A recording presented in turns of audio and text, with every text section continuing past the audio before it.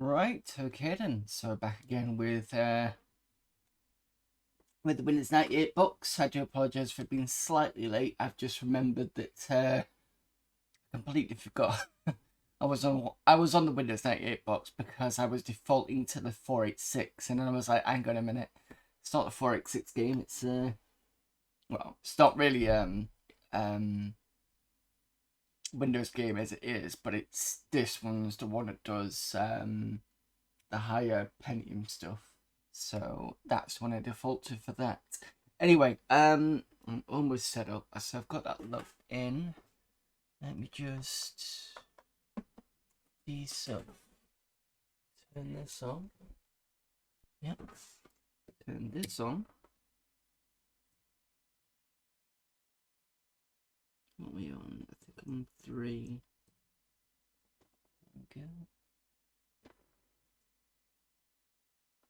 Why will it not show me the D-sub for? It's done this again. Twice have done this now. So I can see the D-sub through here, but it's a streaming side, but not on the actual screen. And I can never remember why it's not. Oh, is it because? Hang on a minute.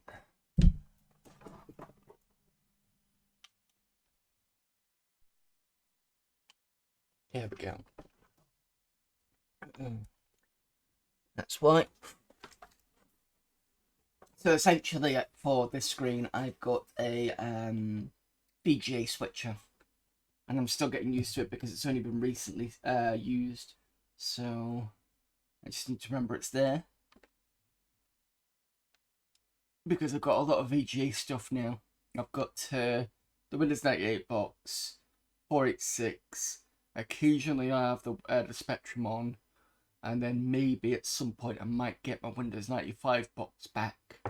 And if I do get that back, that means that you'll be getting 200 megahertz with a Voodoo 3, and that'll be interesting to see. And this is taking a long time to boot. I'm hoping it's okay.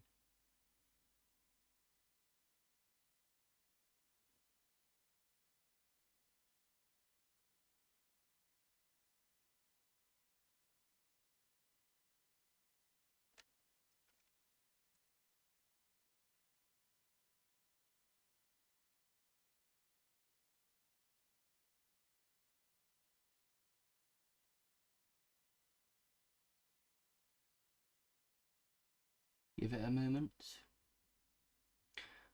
So I did say that I'd had done some programming stuff on Rexblade. It was a quick one. I will show it in. I'll wait for a few of you more to pop in, and I'll show it off. It's not anything amazing, but at least it was something.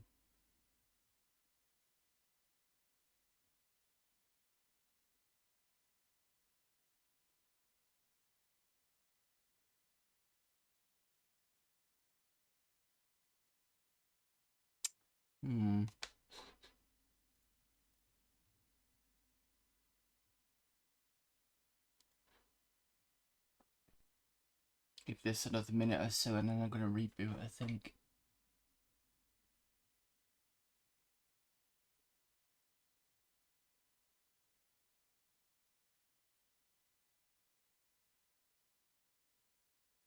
I also need to plug the audio in the back of this.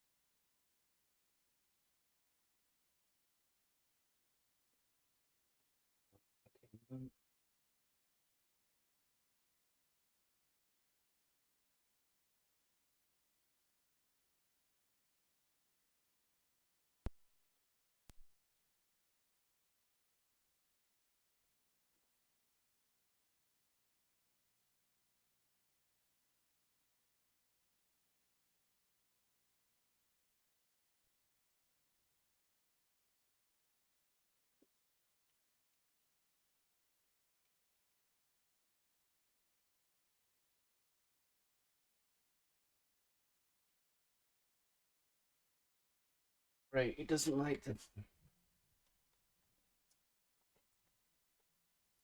Please don't tell me it just doesn't like the PSU when it's got the... It's not picked up the...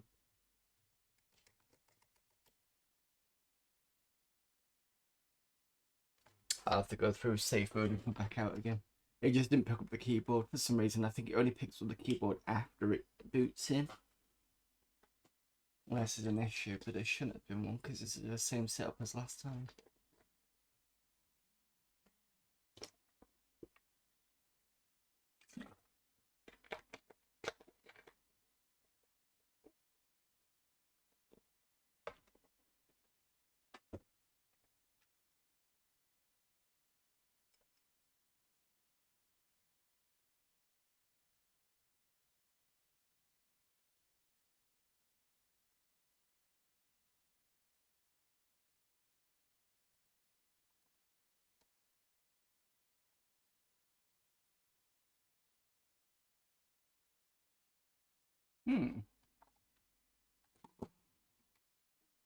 Not like the PSU thing. Okay.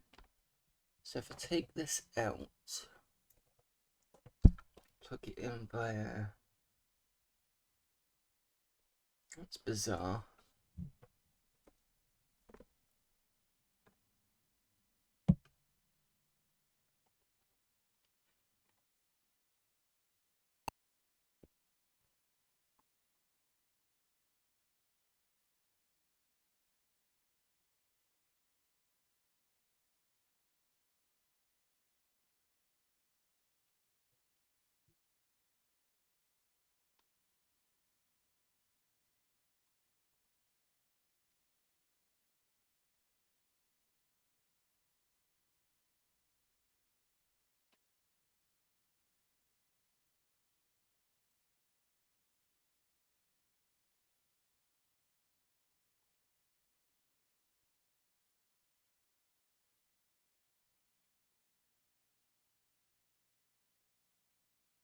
Okay, so I swapped from the PSU because I basically got a PSU. Sorry, not a PSU, PS2 splitter. And it was working fine last time. It just doesn't like it this time. Well, it's Windows 98 being funny over stuff. Maybe that's why it didn't kind of boot up, because it couldn't see anything.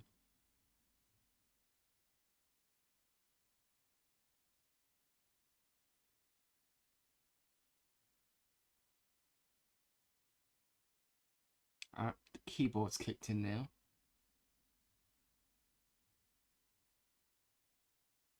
Which means it should move to the next bit.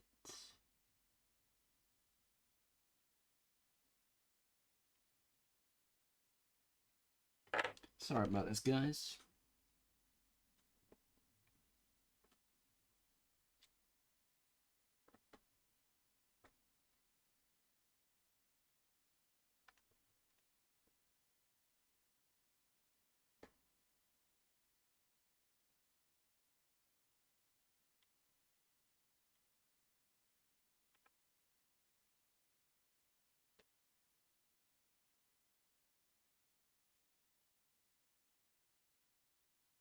Been no changes since last week, so there should be everything okay.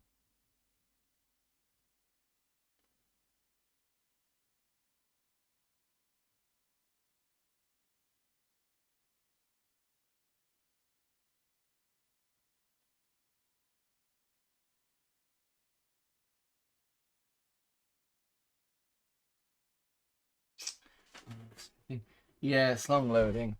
Something's not happy. Give me a moment.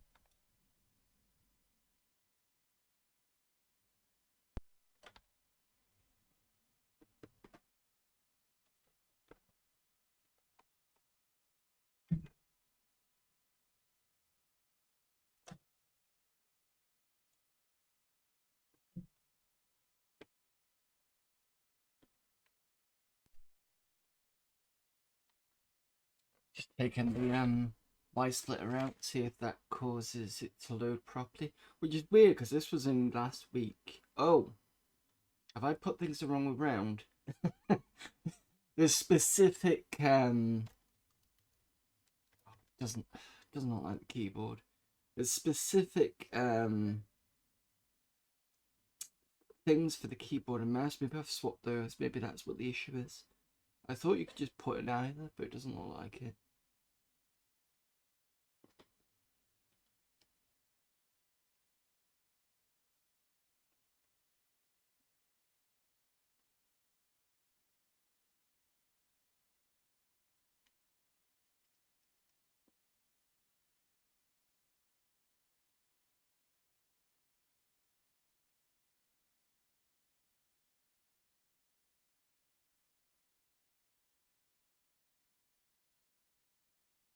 I'll try it again with the Y splitter, but I'll try and put it in the correct way. But this should load pretty quickly now, because it's in safe mode.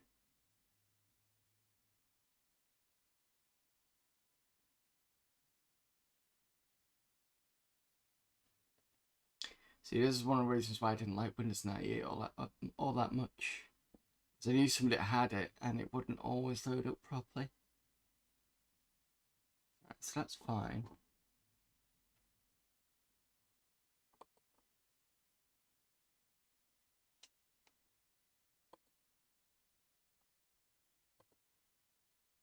Try and restart.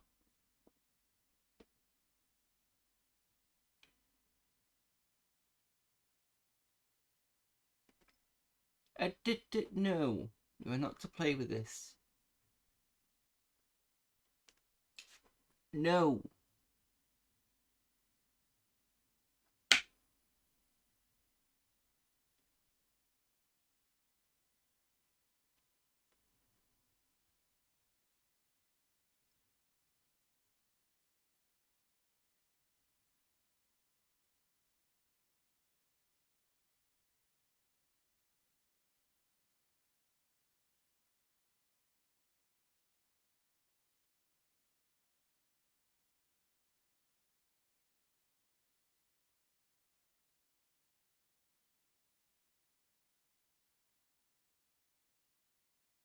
I have to think of a backup if this is going to take ages to load up because I'm not quite sure what the issue is.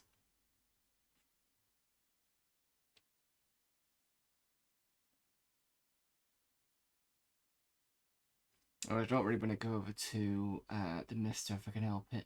Plus, we haven't saved anything because Touchwood this was fine. Not had any issues with the Windows 98 stuff. But then again, I've not really played with it that much.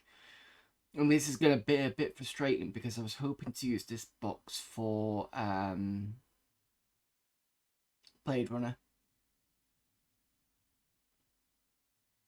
Maybe the booting is damaged, but I've not changed the boot. All I've done is copied over Rex Blade to one of the spare hard drives.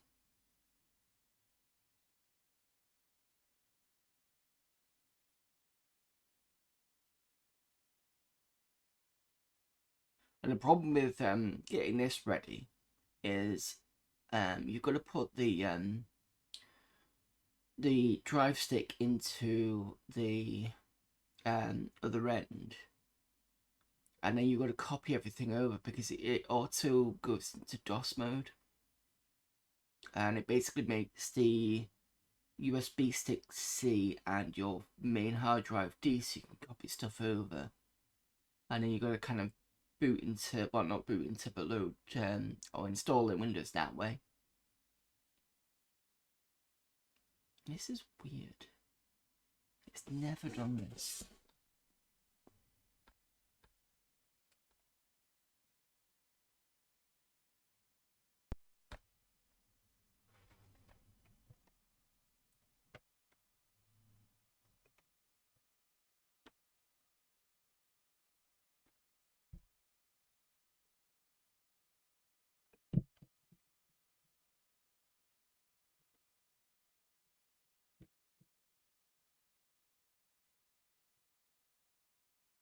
So this is for the keyboard, just this one.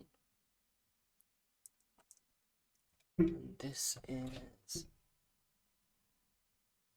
Where's my... What are you sitting on? No. It's down.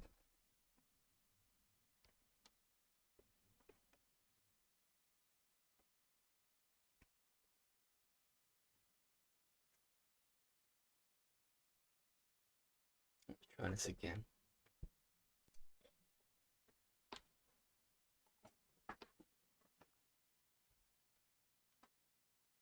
Right, so I've put it in the right places now. Maybe that's the issue.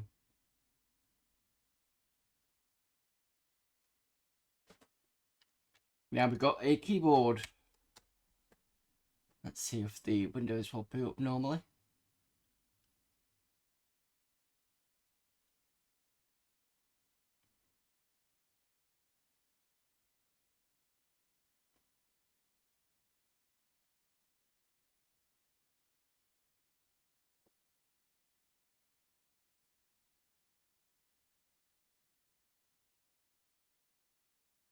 This doesn't work. I can try booting straight into DOS. Because it is really a DOS game anyway. what we were doing was we're kind of going through Windows to the DOS part.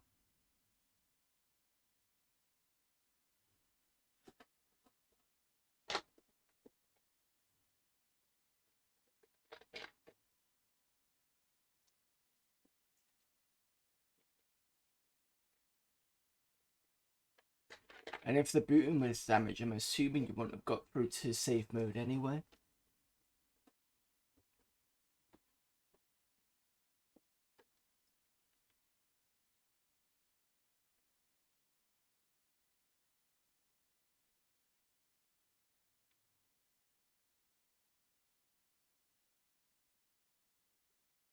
Well,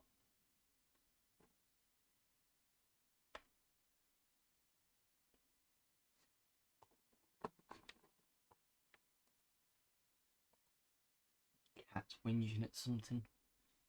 What does he want? Something on your nose. A bit of paper or something like that. Yeah, bugger. No, that's taking too long as well. Let's just F8 it. Go straight to DOS mode.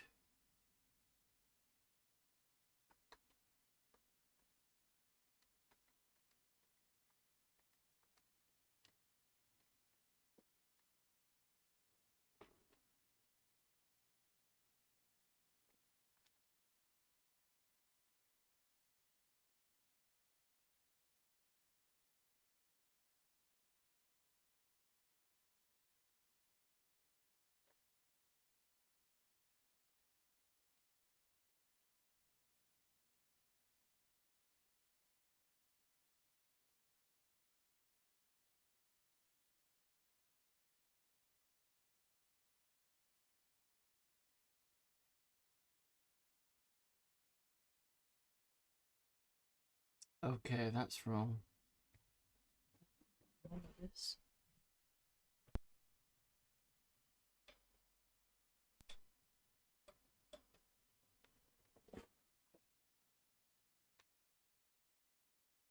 There we go, it's detected it now. Please don't tell me it's on the way out.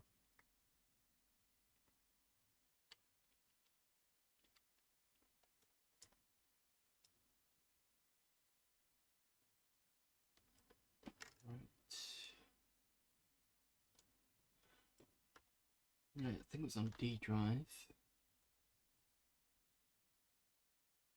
Is it E drive?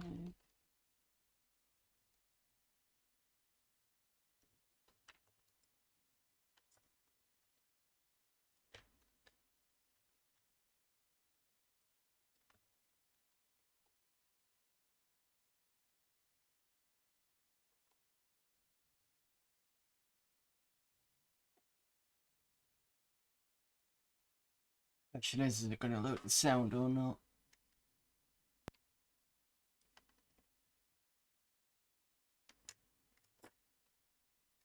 No, I can't.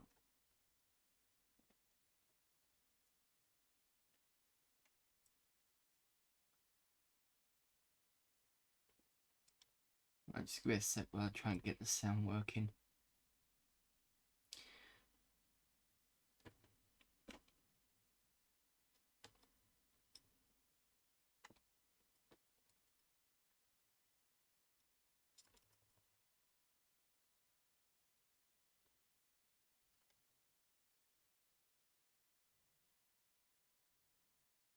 What's a fucking infinite loop as well? I don't understand why somebody programmed this to have an infinite loop in the game. Stupid. It means you can't actually exit it properly.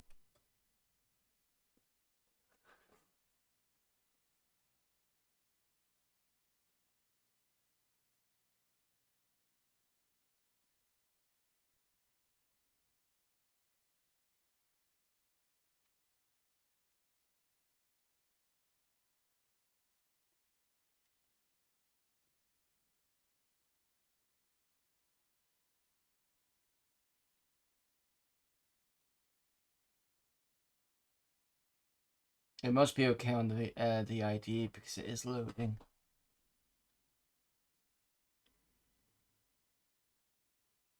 Well, Only on 20 or 30 minutes I've been playing with this, for sake. Doesn't bode well for the Blade Runner thing. Which is annoying because I've been wanting to play a Blade Runner for a long time.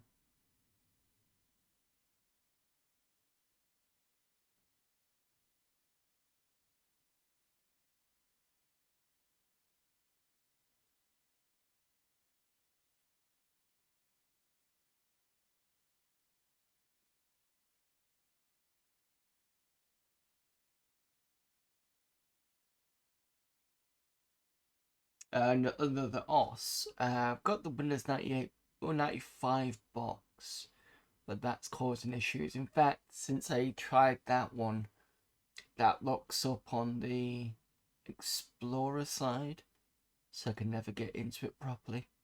And I've been meaning to fix that for a while. Mr. Wise, the only thing you got is the 486. It does load Windows 95, but it's not going to run this game because this game needs to be a Pentium based. And I suppose there's DOSBox, but I've not set it up for DOSBox, to be fair.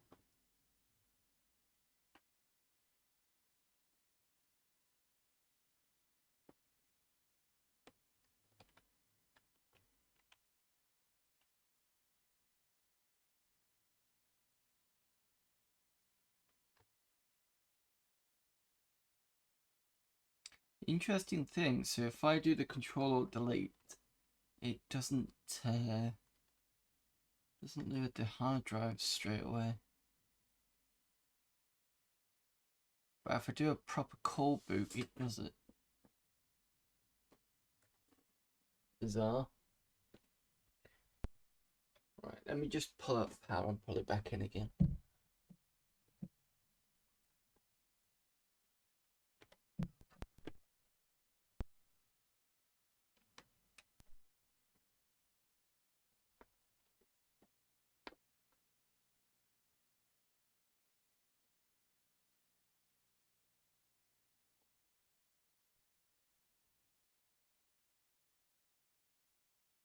I've got keyboard.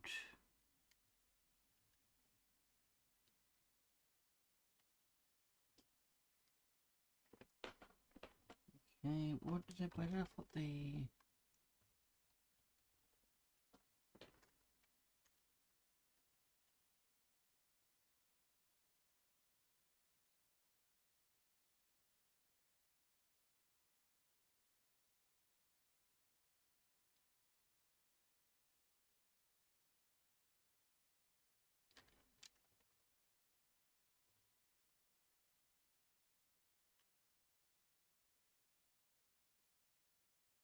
It's the 4D mouse. CD chips.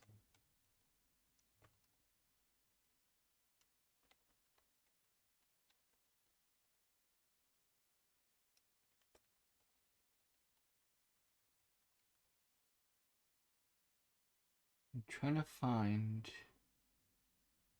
to the fire.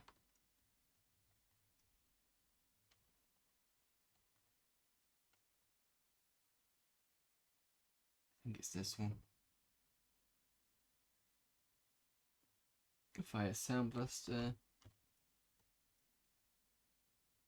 Cool. That's what it's looking for.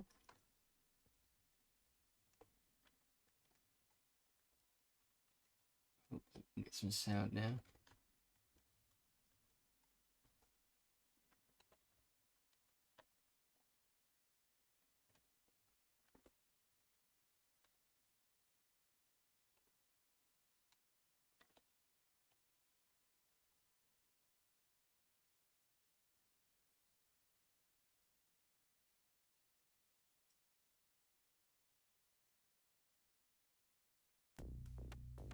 There we go.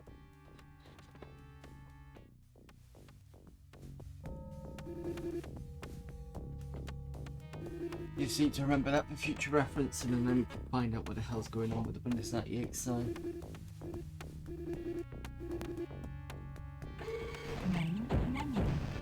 Right, so we run the most of the way through second level, I think it was, and somebody reminded me, I think it was Kim said that they'd reset everything. And yeah, they've reset everything, but there's no way I'm getting out here.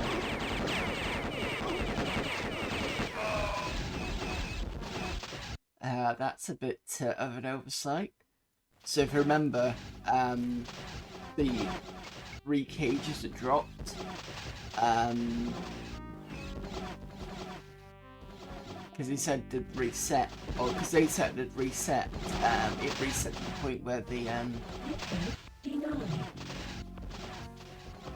cage that was under has been put back.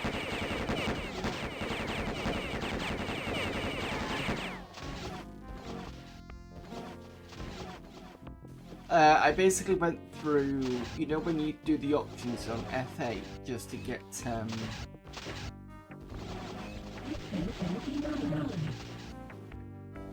you know, when you go through the options, you can go a different way. I basically went through previous DOS mode, and it loaded that way. So I was kind of skipped the Windows 98 bit. I then had to go and find the file drivers to get the sound blaster working. Right, so this is where we were last time. I'm just gonna have to redo a couple of bits.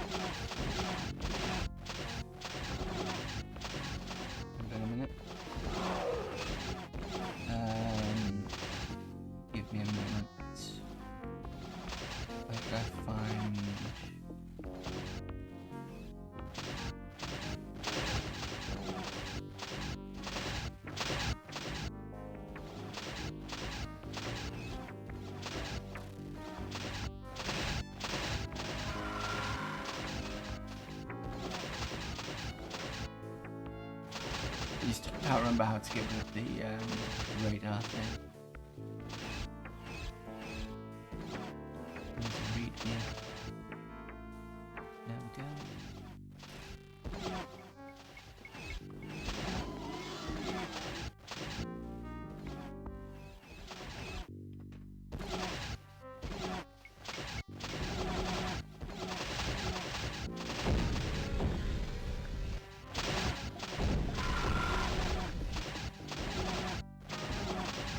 Enable strafing, toggle a level of detail, inspect use object,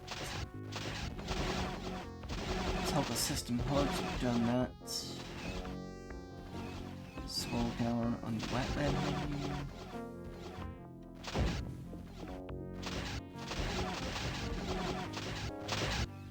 Scroll up.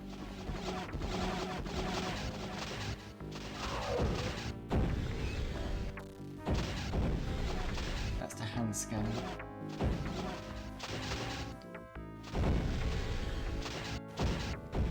There we go. Got very sensitive controlling.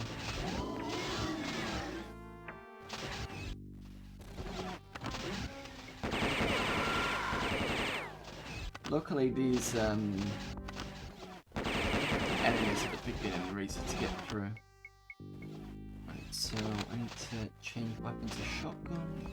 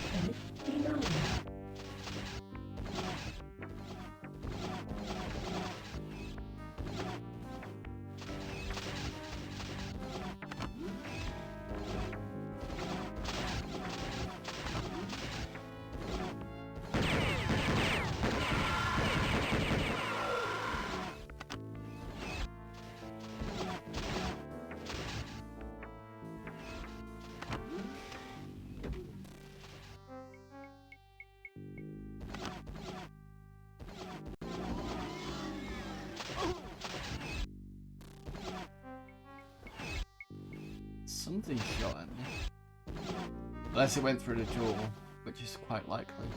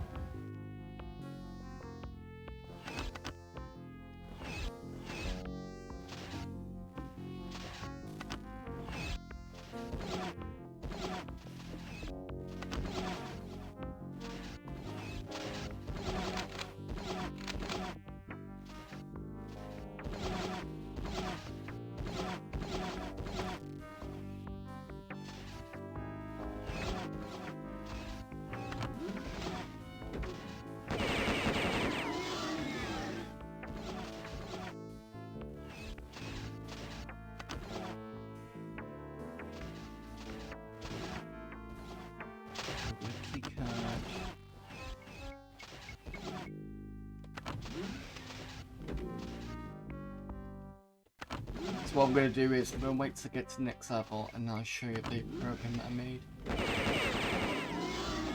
You must have respawned or I missed you. Which means one of these doors now I can open.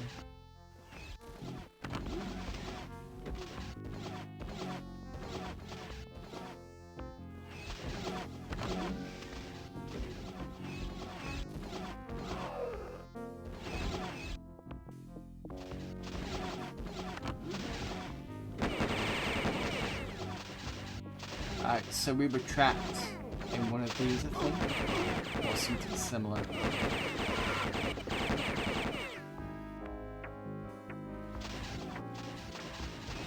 No, it wasn't this one, it's the next one, I think.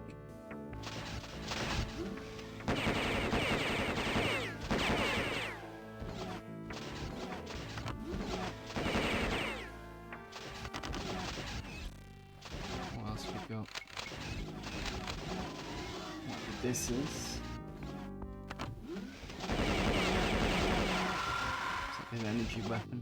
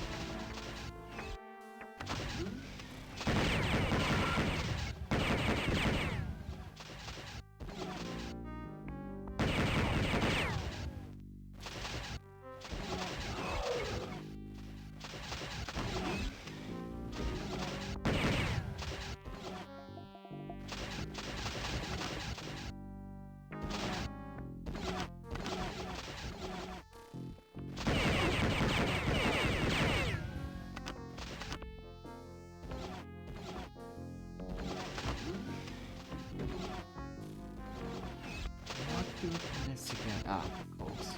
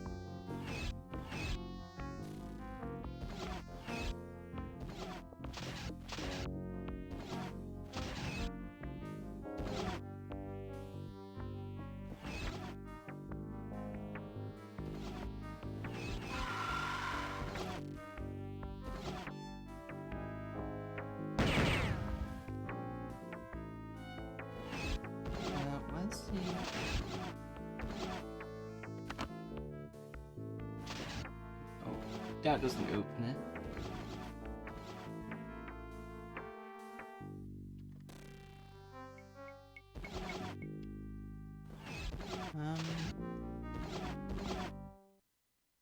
Sure they've got out of this room before.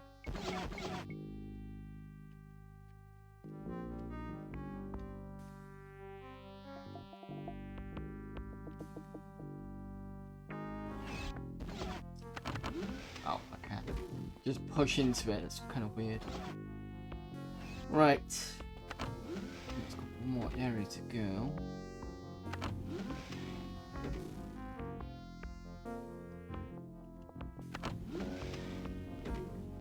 Before I do that area, I'm just gonna have a quick look at the terminal. And log. Oh, wait a minute, we need to remember what the password is. So Tiberius or something.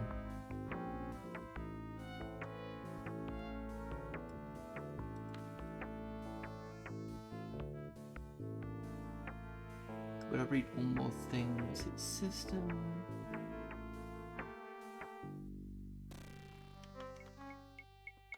Oh no, it's logs. I've got to read it. Right. Back doors to go to Vault Gods. Find a central computer is located in the northwest.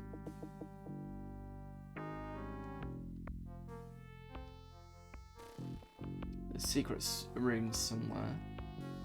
When you find the 4 cages, the end is near. We all know about that one. What's behind door number 2?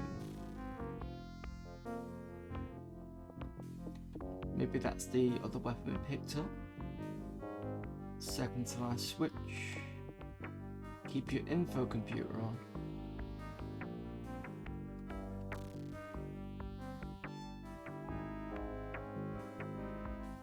Okay. This is what I wanted to do last time, so...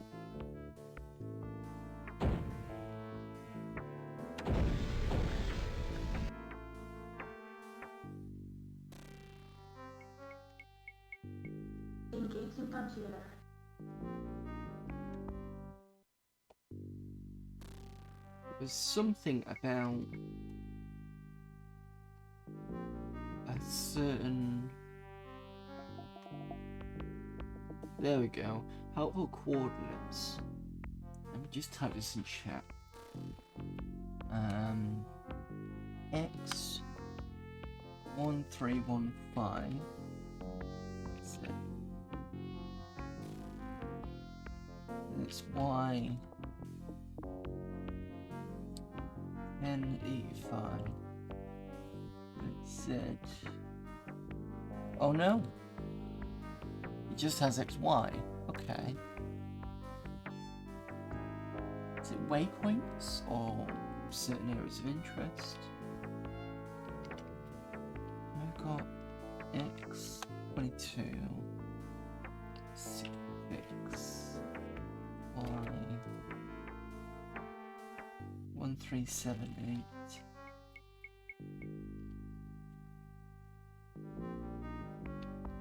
X24 68.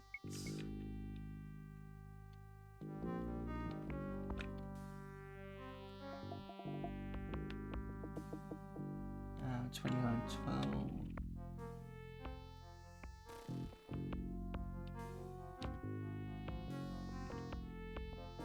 And finally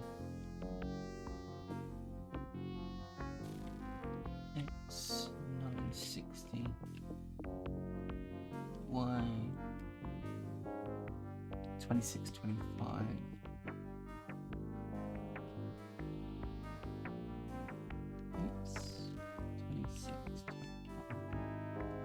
Right, okay, I've just put that on so that I can go back to it. So we're going to try that first because that was one of the things I wanted to try. And exit. So we want to go, I think we want to do 960, 2625.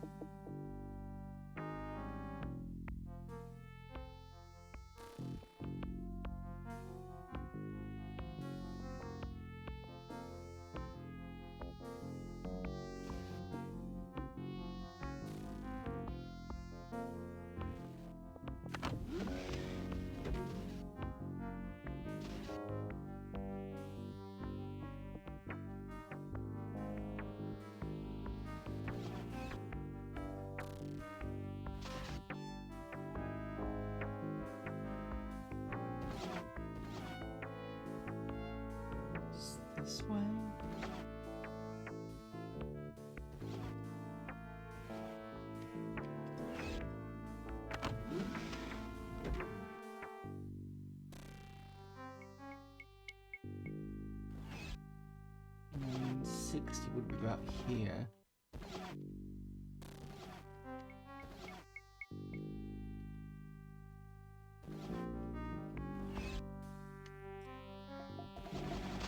Okay, so it's the next room.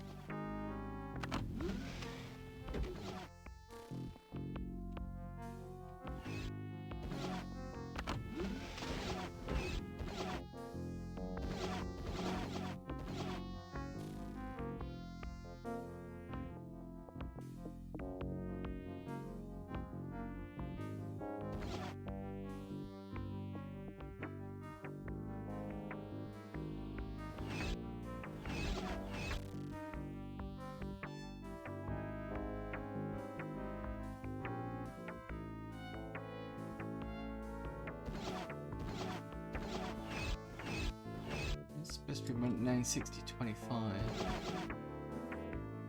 Not sure what the significance is. Power critic on there, so I can't play around with that.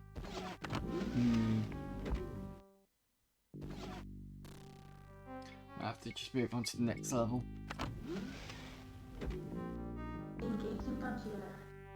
See what else we got.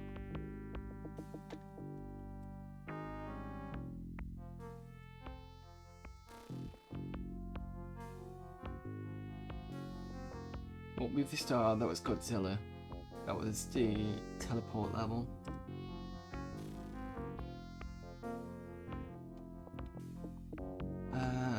Library password of a snake that strangles a victim to let death. I think that's a cobra.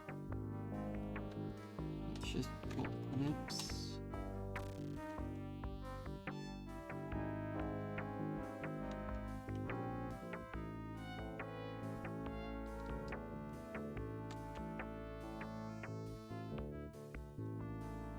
Oh, that's it. We've already done this one anyway, and it's Terran Biology, but we can have a go at it. We can do 10 questions of each and see how far we get. Chromosomes are extremely important parts of our bodies. Having an extra one or two missing is often fatal. Can tests be done on babies before they're born to determine whether they have an extra? I think they can. We've done this actually, because it looks like it starts from the beginning. Because I remember the ATP for energy, so we can escape that actually.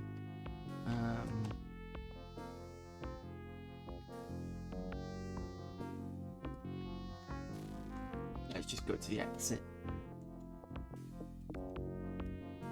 because we're out of power anyway.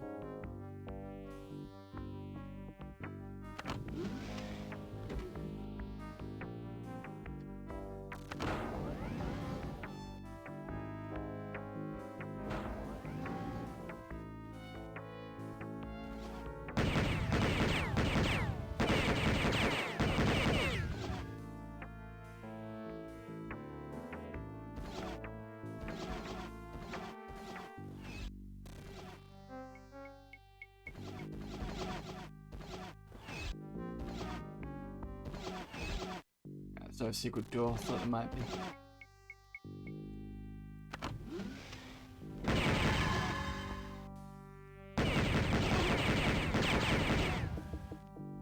Right, so this is where we got stuck last time.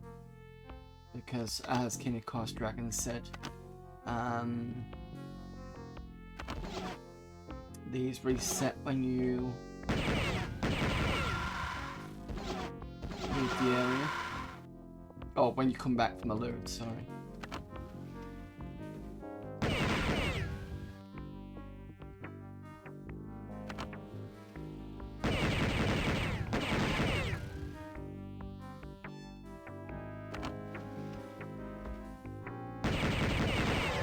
And there was the clear of second to the left, which is this one. And that's to get out of here.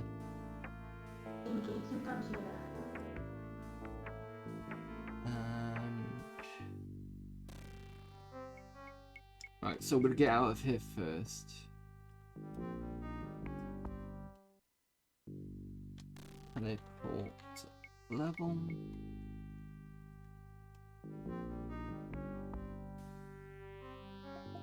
Yes, Godzilla.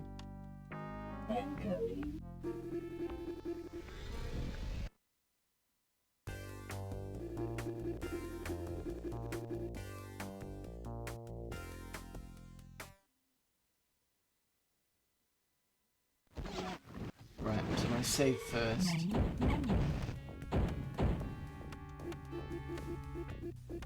Stream mode 2. Make sure get rid of the problems first.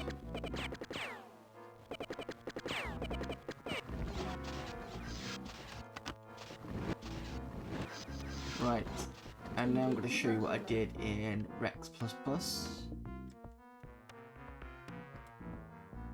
Oh shit, it's that. Oh, it isn't that. Okay, let's go through the logs again. In a starting area, when the cage is lifted, it reveals two doorways. The right pathway may help your inventory. The left doorway will get you closer to the end of the level. So right first, okay. Travelling down all passageways could prove useful to your survival. Beware of invisible floating creatures in the corridors. In the area with the 4 switches in the middle, it's worth your while to flip every switch. I usually do that anyway. To find the last computer, look for a green barrier. Wait long enough and it might just open. Run through to find what you're looking for. Okay. It's rumoured that there are maybe supplies hidden near X3 or 132420. To gain access to games, name the hot red liquid that comes from a volcano, that's lava. To gain access to the library, name the animals that ruled the earth millions of years ago, dinosaurs. To gain access to the teleporter, name the lizard that can change colours to blend in with its surroundings, a chameleon. Scan of the area reveals that there is a computer at 1400 522. Let me just pull that in, because I want to see what these computers are.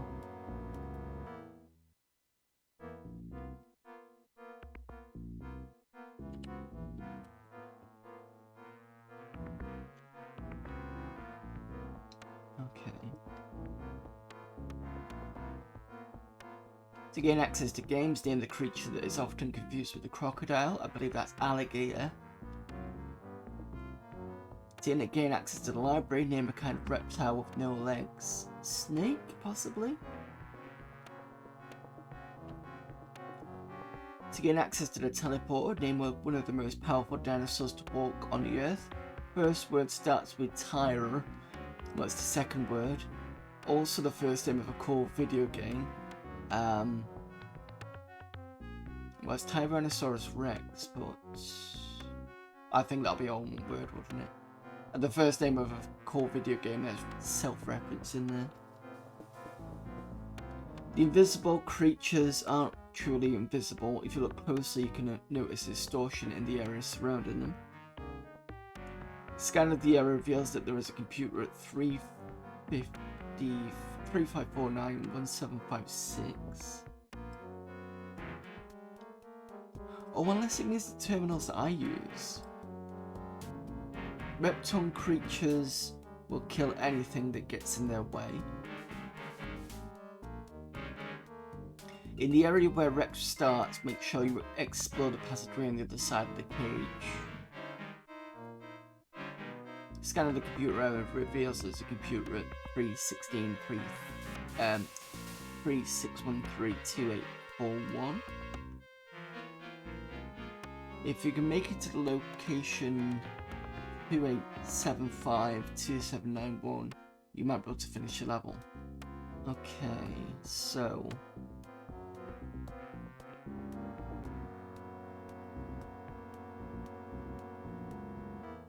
let's look at the libs.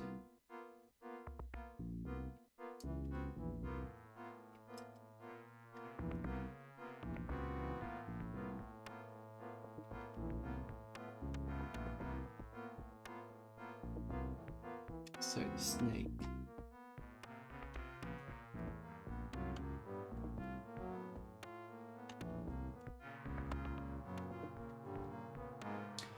Right, so the next section is Terran biology. The skin is made with what type of tissue? think it's connective tissue, isn't it? Nope. Epithelium. Okay. The act of taking in oxygen and releasing carbon dioxide is scientifically termed respiration. Yep. Hormones are enzymes, regulatory chemicals, all produced in the testes. I think it's regulated chemicals. Education is one way to stop societal violence because which behaviour appears to be innate in all vertebrates, including humans, as aggressive. Arteries lead from the heart and the veins to the arteries lead from the heart and veins lead to the heart. Veins must therefore be larger in diameter because of the reduced blood pressure on the way back to the heart, right? I think arteries were supposed to be bigger and the veins were supposed to be smaller. No, arteries are from the heart and veins to the heart. Veins must be larger.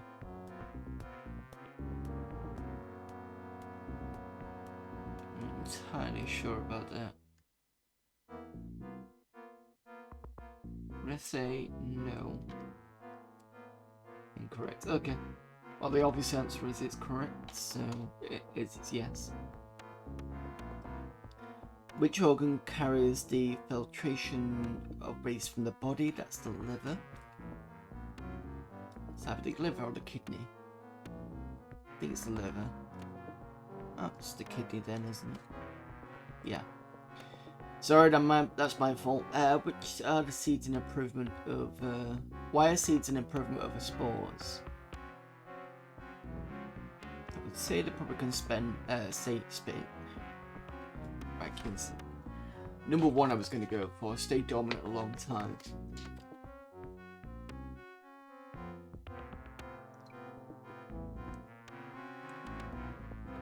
Better. What type of blood cells make up the immune system? White blood cells. Blood pressure is measured by two pressures within the heart's four chambers, systolic and diastolic. Normal blood pressure is the range of... I'm not sure about this one.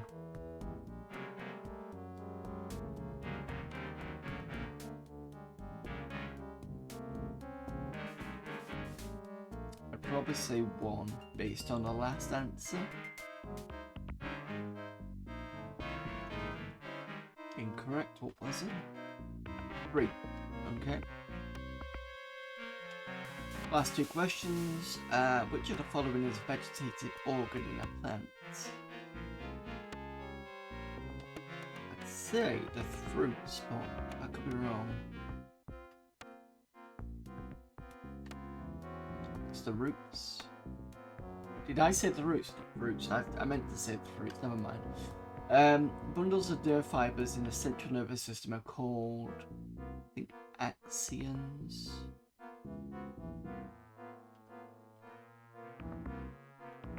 What we got? 4 tracks. Well, there you go. That's how not great at stuff like this I am. Okay. Let's have a look at...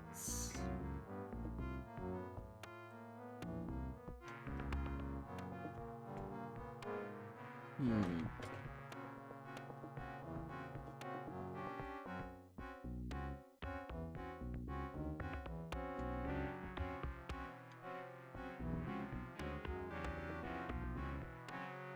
can't seem to get a hold of Rex++ for some reason.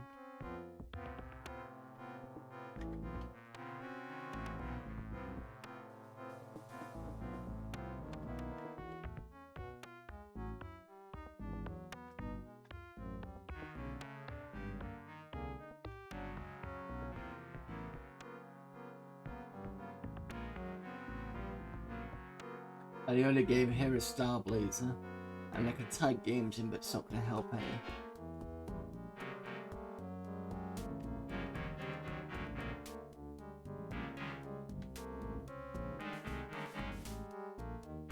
So it looks like Rex is locked out. Why is that?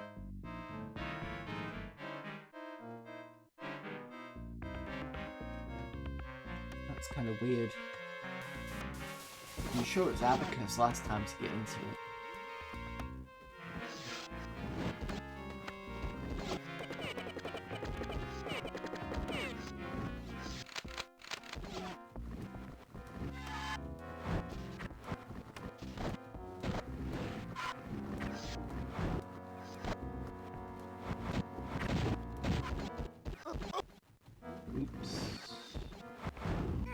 So I can be blown up by my own weapons.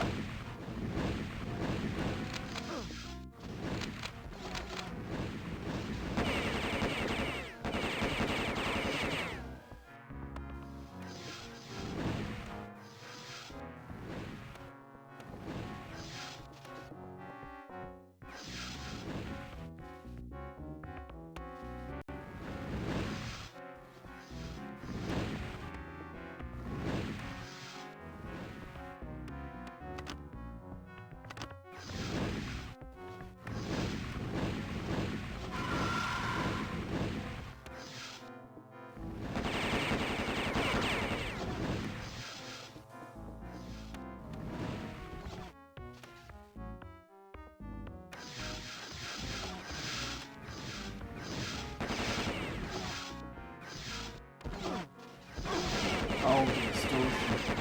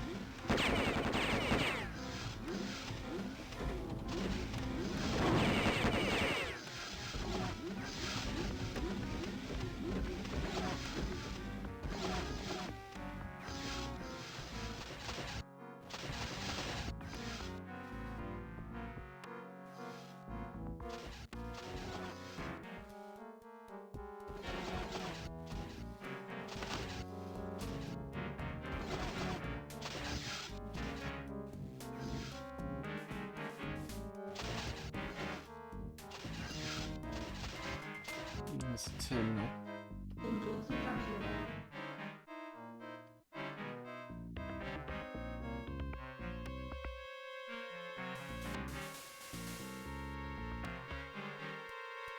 Must be something different.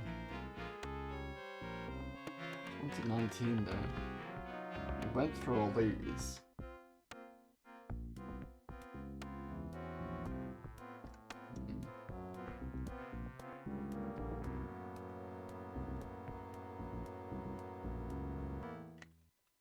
What I can do is I can do it after, or near the end of this period and just show off what I did.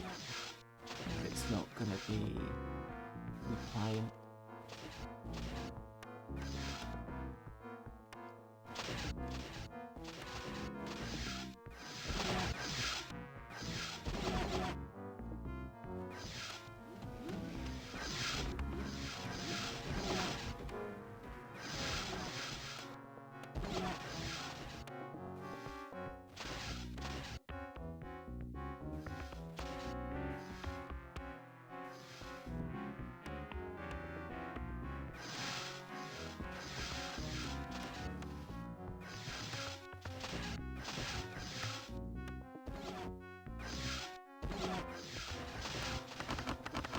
Oh, what was that?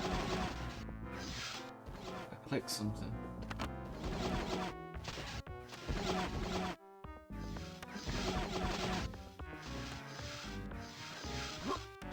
Not seeing any. Maybe it sorted something on this side. Nope. Oh, that is that side, of course it is.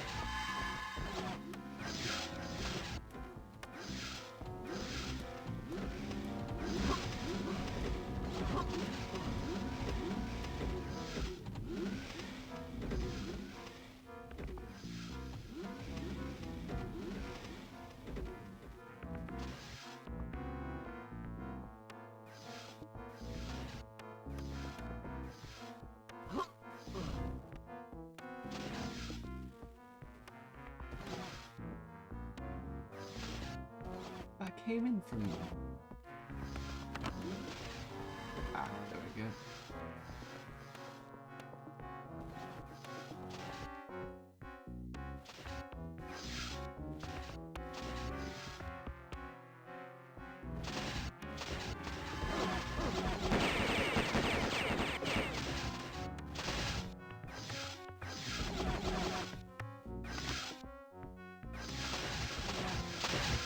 The invisible monsters aren't easy to see, but you do get to see the distortion field to reset something.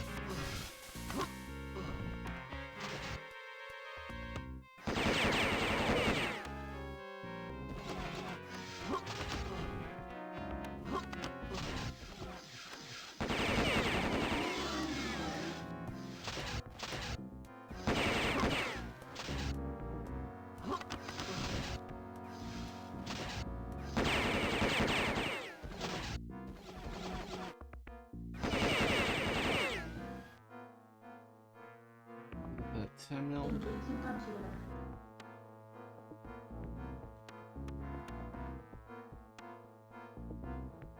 It's about the same, I think.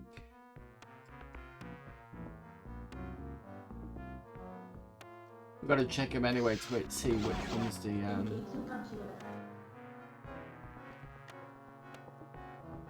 level exit.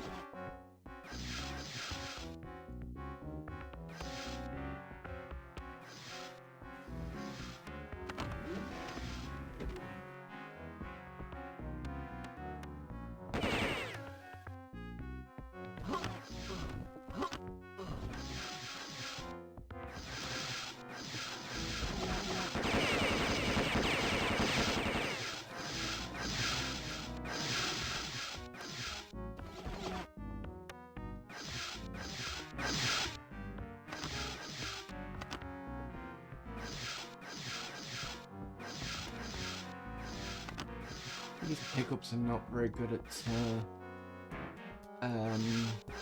thingy detection, collision detection.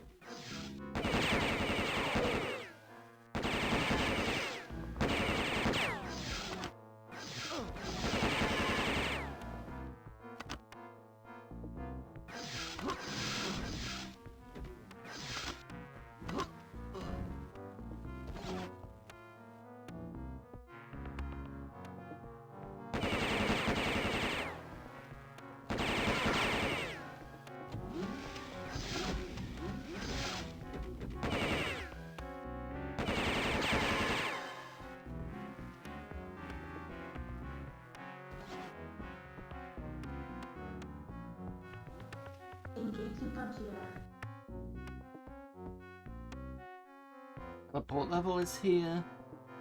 Okay, I need to remember what the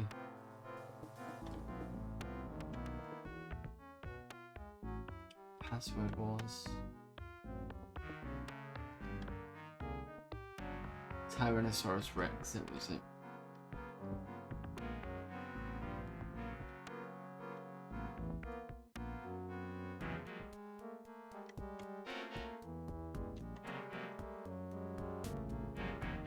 See if I can spell this.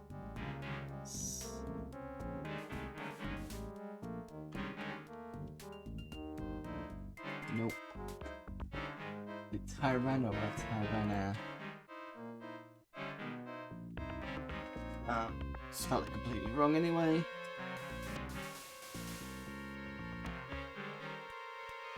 So it should be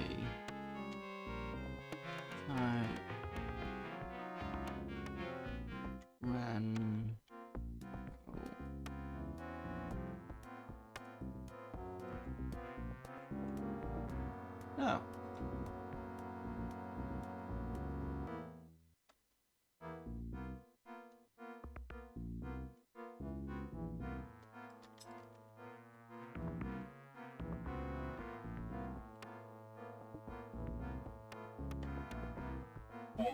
Oh, it was just wrecked. Fuck's sake.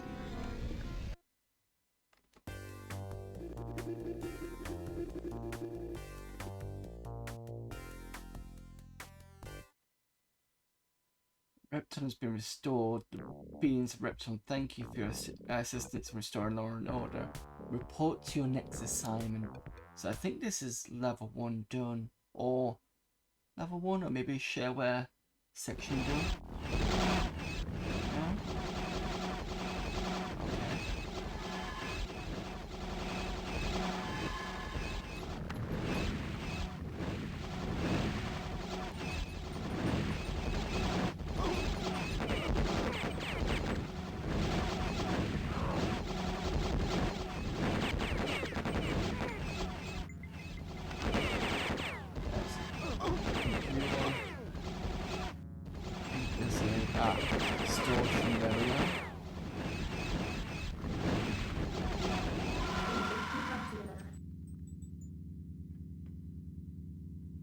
What's on this?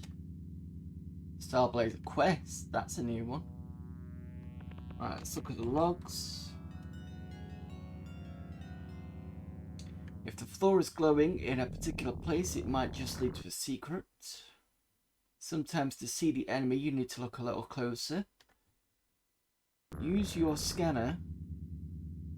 Sometimes it will warn you of an approaching.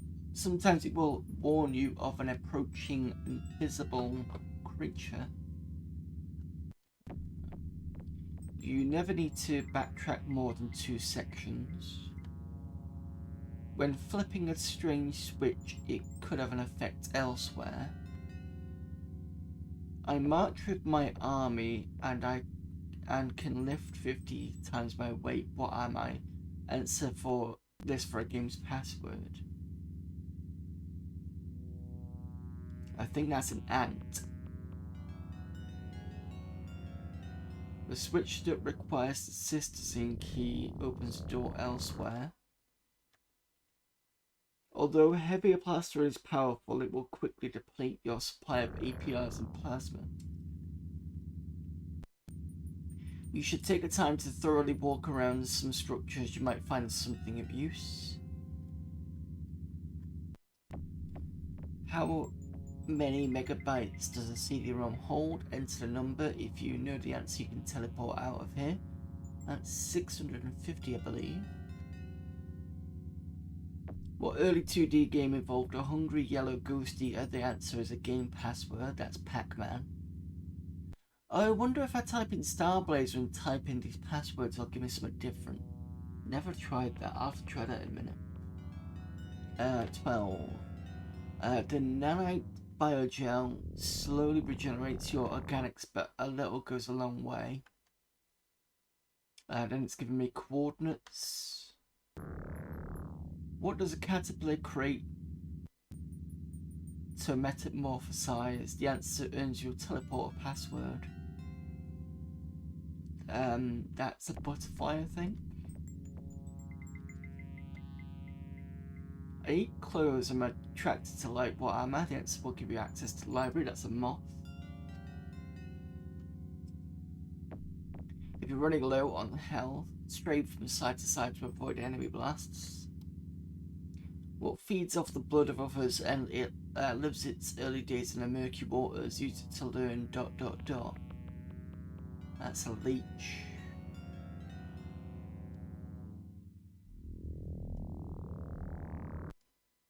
Is that Rex++ password, perhaps? The dentists sometimes have invisible technology. Pray you don't run into one. If you can't pass through a door, turn on your info compass and search for a key. Oops. When using the scanner, make sure you have adequate cover from creatures that might creep up from behind you. Okay, right, so I'm gonna try...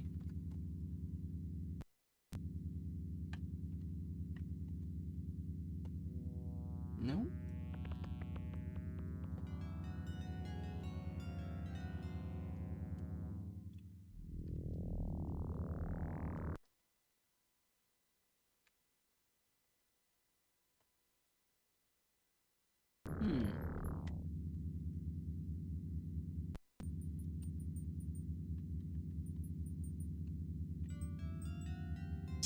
That's interesting. Okay, let's have a look at the passwords again. It's got 2. I know the Pac-Man one.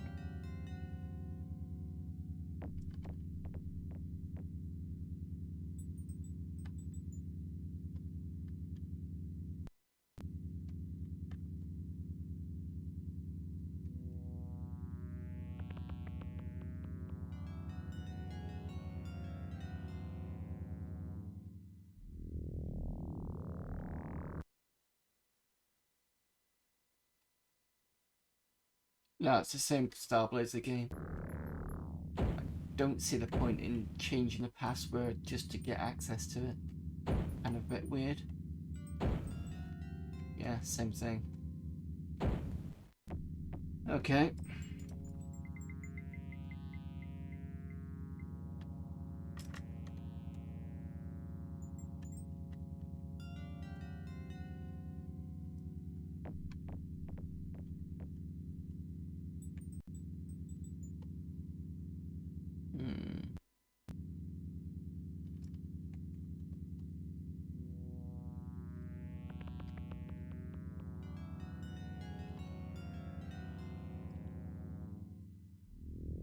That's a teleporter password.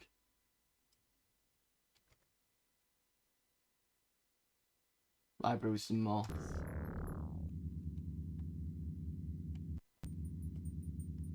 Right, so what are we on? Subject, chemical and molecular science.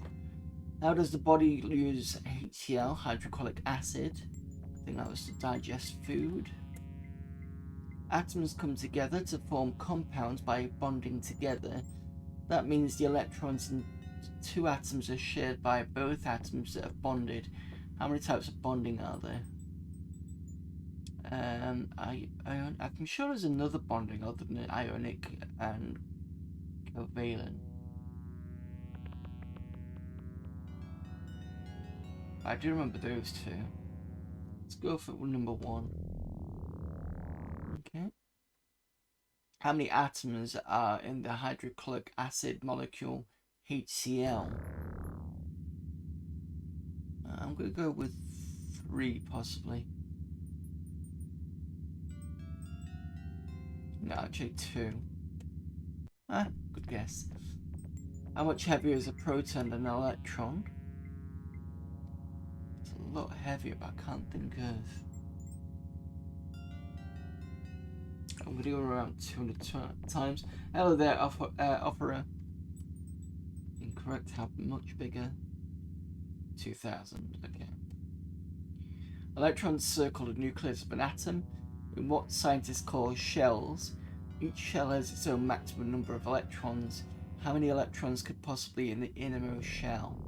I think if I remember rightly, it's as you go out from the shells, you get more and more. So I think it's 2. No? 3. Oh! That's what I meant to press. Never mind. In chemistry, scientists write the water molecule as H2O, meaning that there are 2 hydrogen atoms.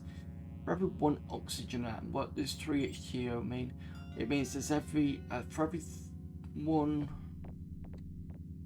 There's 3 sets of H2O, if I remember rightly. I'm not looking at the answer yet, I'm just trying to get it into my head. So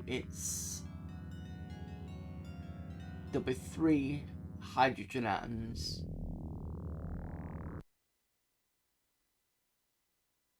Sorry, H2O, yeah, 3. So there's going to be 2, 4, 6 hydrogen atoms to every 1 oxygen atom, so there should be 3 oxygens.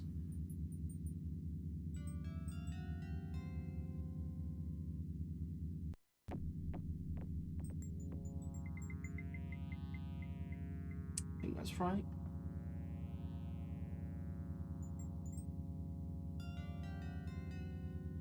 I think we'll go with 1 of 3 water molecules. Yes. Electron orbitals around the nucleus of an atom are generalized by their shape. The first orbital is spherical in nature because if you were to look at the electron in that orbital, you would find it somewhere on a sphere. Where would you probably find a... And it doesn't say anything.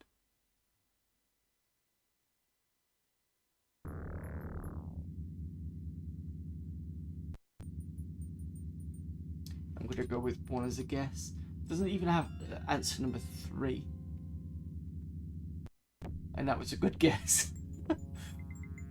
2 major groups of organic compounds are hydrocarbons and hydrocarbon derivatives.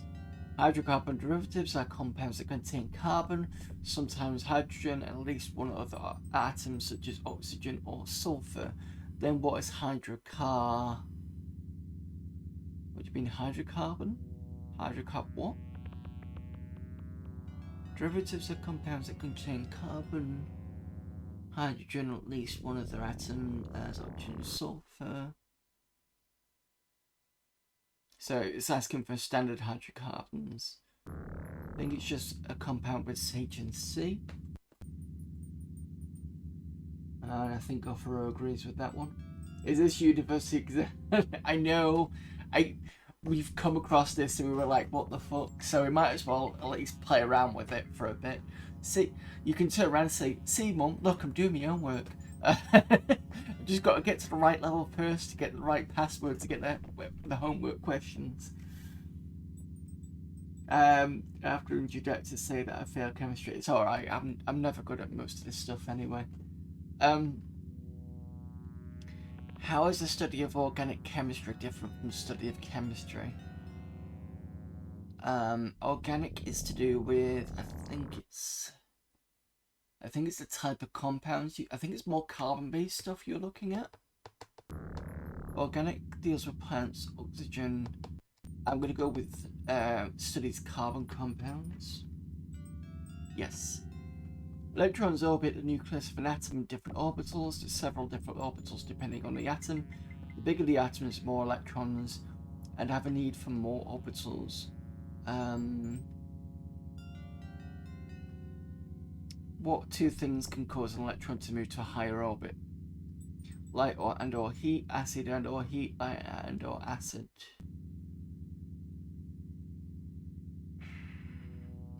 I'm going to say light and heat, I think. There we go. I'll do the last two and we can move on.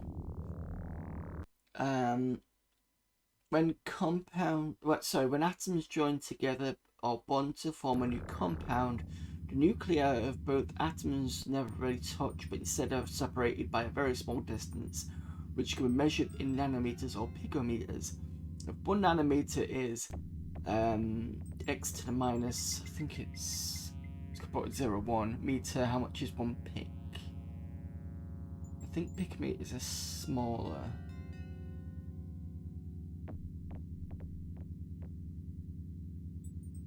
I'm gonna go with 2. Thank God we moved on to yeah, that was a good guess. Last question. Of the 3 elementary particles in an atom, which one weighs the least? I think it's electron weighs very little. Because I think the weight is made up of the protons and the neutrons, and the electrons are just not negligible. They're negligible in comparison, sorry. Yeah, there you go. Alright, so that's homework done for tonight, guys. Let's have a look at the logs. Do I add another?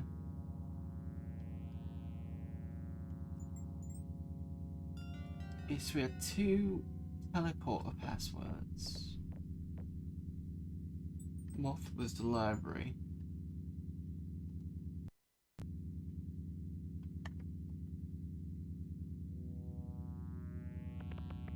See, this one's weird. What feeds off the blood of hoppers and lives its early days in the murky waters, and it says use it to learn ...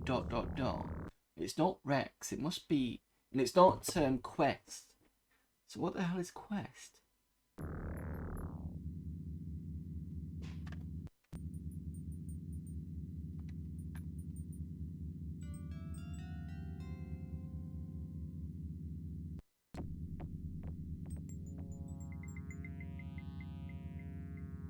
Just flicking through these, aren't I?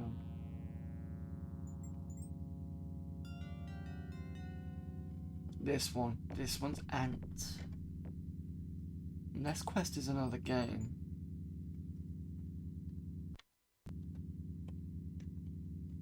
It is. Right, okay, so at least we've got another game now. Added tag educational. You know what? You got a point. There we go. Tag added. Right, what's this going to be like? Oh shit, I've got Quest Ants.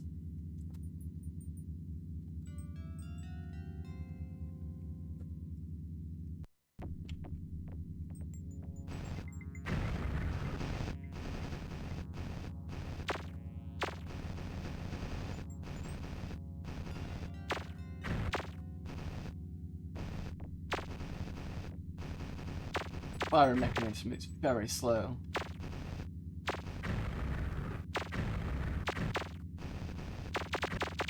But you can hold it down, it seems to be a bit faster.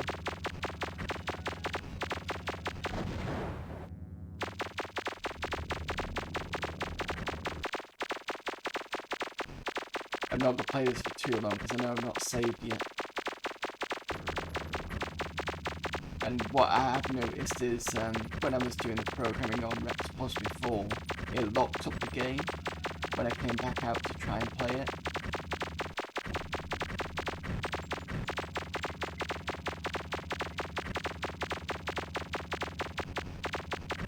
Oh, is this a boss?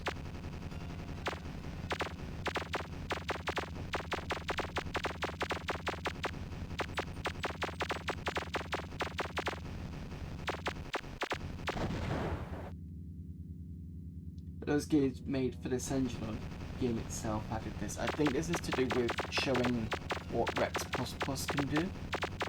I'm assuming this is what this is. What would have been nice is, I don't think this is going to be possible in the game, because it does kind of indicate in the sales kind of pitch for this that Rex would help you as a player. And again, I don't think that's going to work here. I think it's whatever they were going to plan to do with it, I don't think it did. But it would be cool to see a game whereby you could probably hack the systems properly using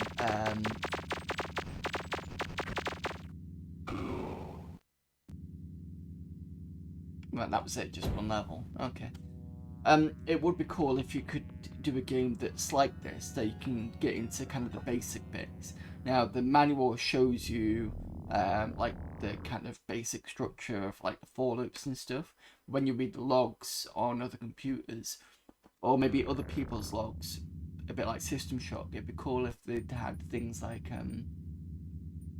undocumented stuff that they come across, and you kind of learn how to get around certain elements of the game. Maybe there's like a locked door you're never going to open because you need to program it to open it. That would be cool. But I don't think this is ever going to do something like that, so unfortunately.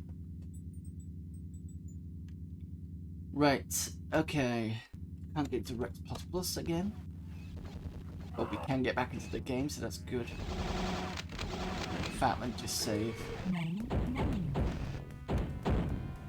We did save, actually. Forgot about that.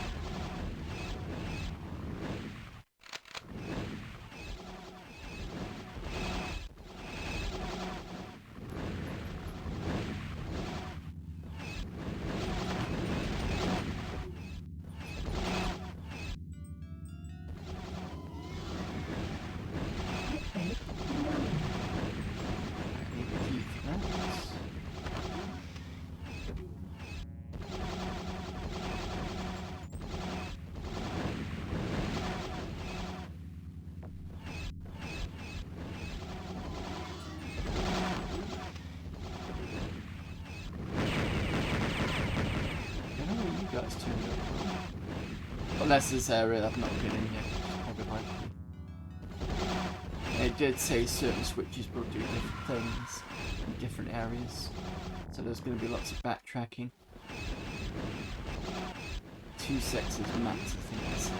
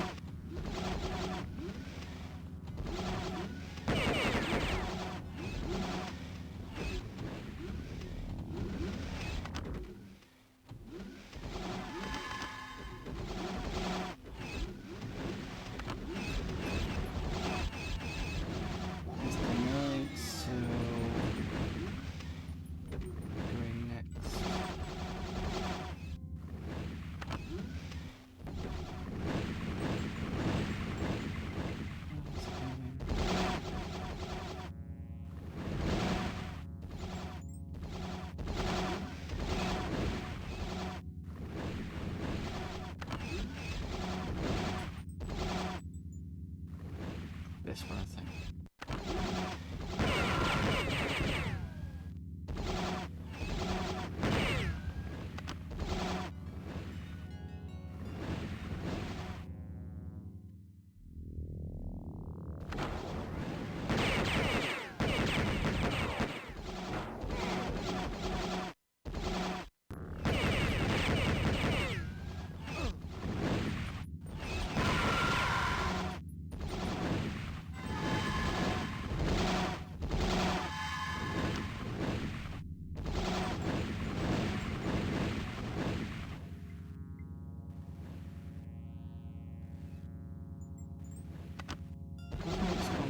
I was going to say something that's gone quiet, but it started up again.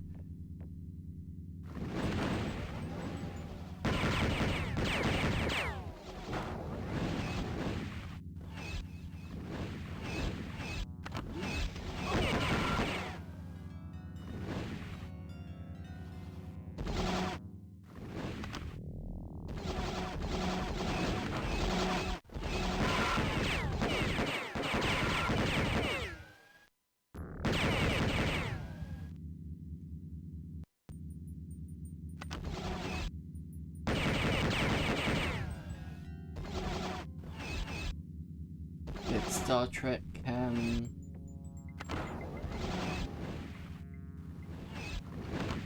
Horror Suite.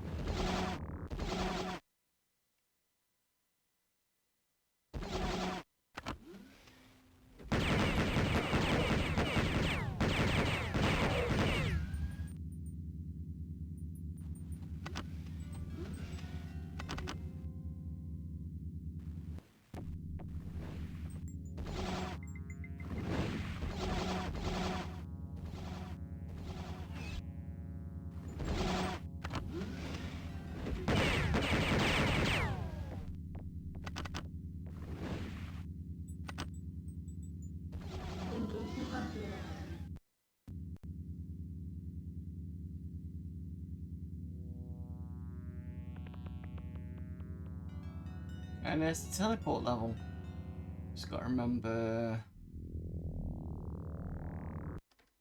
What does help say? Oh, just that, okay.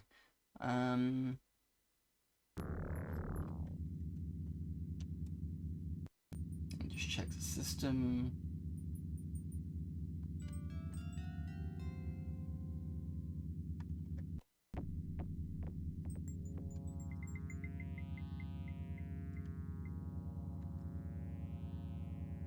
So, teleport password for butterfly.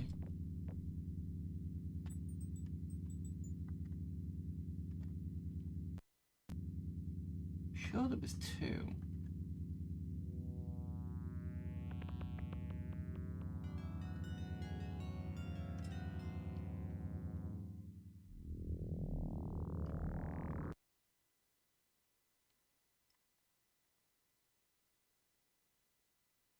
There you go, that's another one.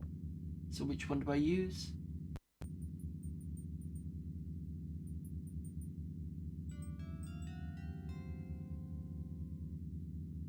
So it's 10 and 13, is it?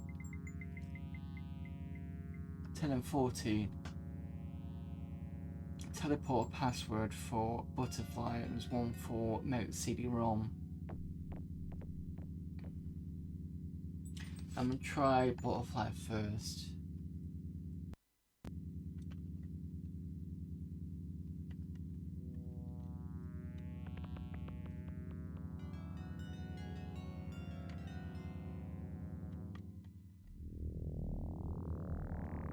No, okay. So there must be another teleport somewhere. And the other one was 650, I think it was.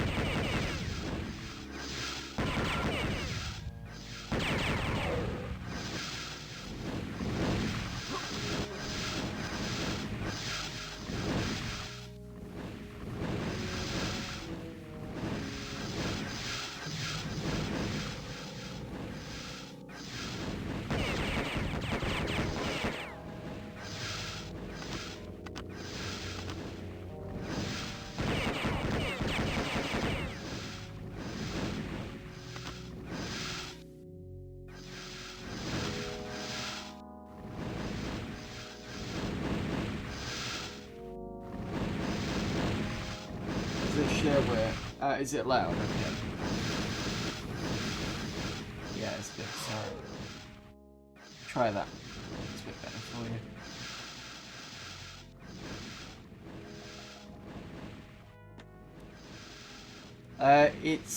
It's got the shareware level in, but it's also got the other two. It's a full game, but the one that I want is shareware. So basically, it's the one where you get a shareware level first, which is the first episode, and then the other two you buy it separately. So it'll still say shareware, I think. But we do have people too.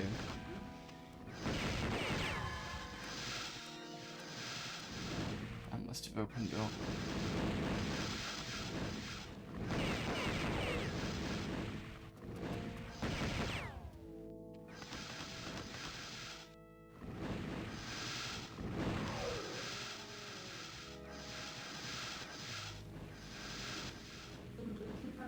See what's on this. Star Blazing Quest. Some logs. Glowing walls and floors often do more than they seem to do. To gain access to games, gain access to games, name an animal with 100 legs. Starts with the letter C. That's centipede. The creatures of the mantics can often be tricked to shoot each other.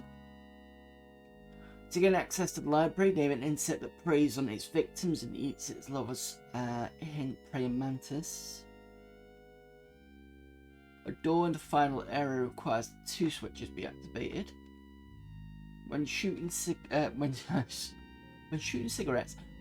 creatures that are invisible, look for the ricochets to know that you're on target. To gain access to the teleporter, 1k means 1000 in metric system. What does it mean to computer geeks? That's 1 kilobyte, I think it is. Scan of the area reveals that there is a computer at this address. If your path is blocked, a switch somewhere else might help. Hidden rooms and switches are never completely hidden. To gain access to the library, what name of the compounder is the main ingredient in the computer chips, and breast implant starts with the letter S. I will leave chat to work that one out. I already know the answer to that. I'm pretty sure. Another area scan for computer. Another computer. To gain access to games, what is the binary representation of 6? Hint: use 3 digits.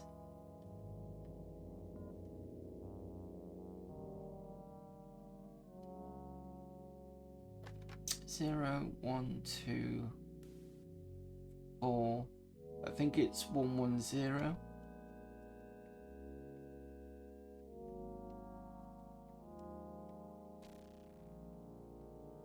If you can't open a door, you may need a key. The info compass will notify you of this.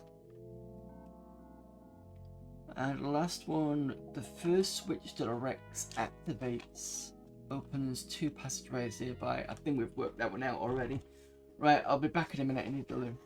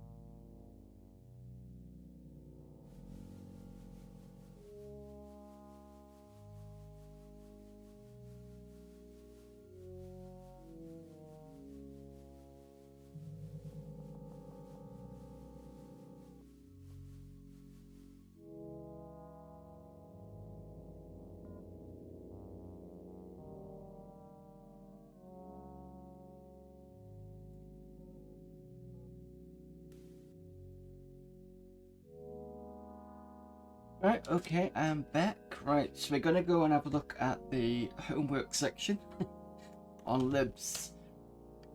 Libs, sorry. Does anybody remember the password? So the question is, I believe it was, what's the base material used in creating computer chips and was also used for implants? Like, for example, breast implants is one that's the most well-known one.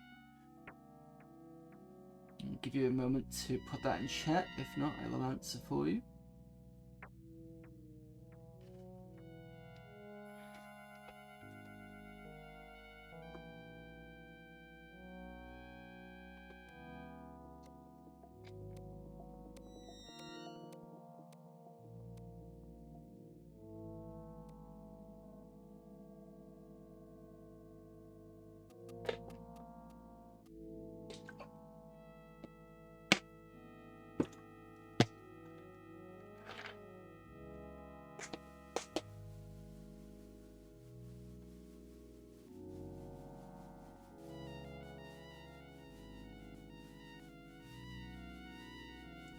Okay, answer is silicon. I think it's that? Yes. So we're on chemical and molecular science. Which of the following is not a noble gas? He the element helium, Ne the element neon, and O the element oxygen. Xenon and argon and something else, they're usually noble gases. Remember rightly, noble gases are gases that don't actually bond with anything else.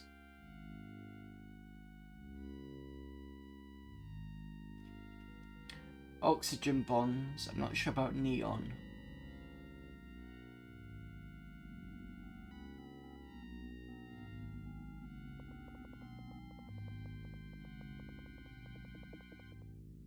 I'm gonna go with oxygen. Yeah, okay.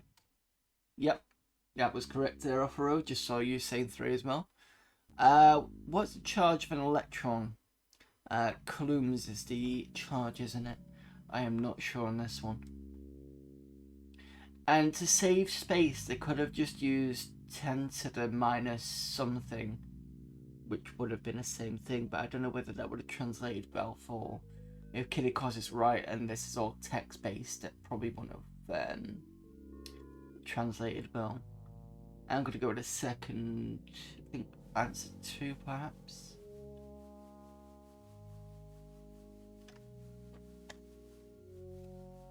And that was a good guess. Is an electron... Oh, sorry, is ion like NH3+++? Time to count zeros here. Is an ion like NH3+++ that is missing 3 electrons more likely to bond with another ion that has 2 extra electrons or 3 extra electrons?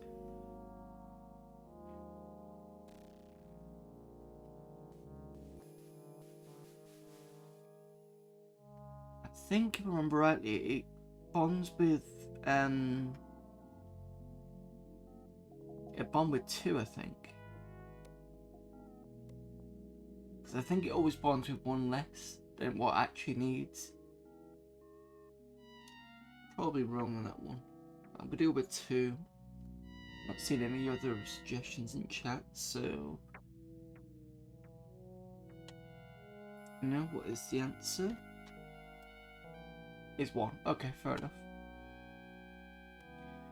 What is one way to make a stable atom with all its electrons into an ion? An ion is an atom with either missing or extra electrons. Heat the electron, put light on it, or both of these. Well, we already knew that heat and light does stuff 2 electrons, so that's 3. Are the electrons that orbit the atom's nucleus the same type of electrons that run power lines in our homes and offices? I think that's a no. Incorrect, okay.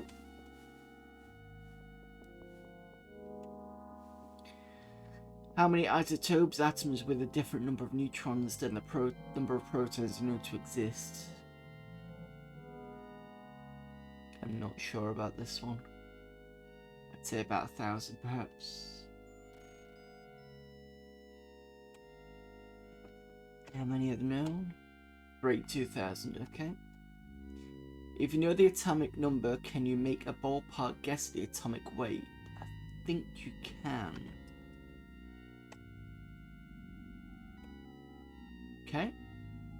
If an atom obtains an extra electron, the atom is positively charged or negatively charged. I think it's negatively charged because electrons are negative. Yep. There are 5 shells or orbitals that electrons can occupy in an atom. What is the maximum number of electrons that can occupy the outermost shell of any atom? So I wrongly put the answer from last time was I put the answer 2 and I meant the number 2. So the innermost is 2.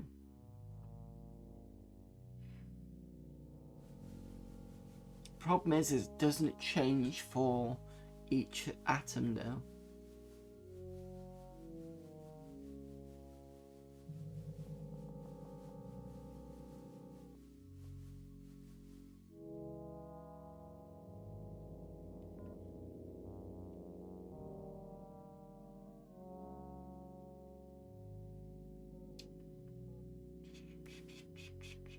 I'm gonna say 50.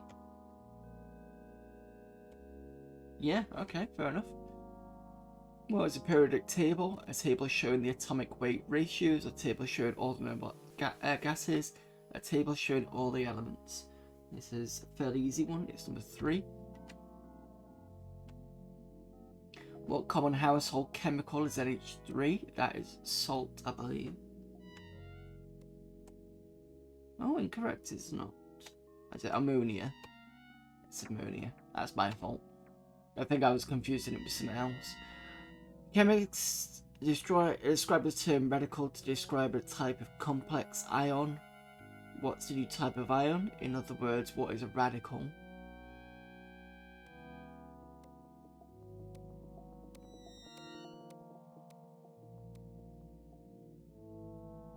A molecule is charged, one ion created by 2 or more atoms, a lone ion that won't bond.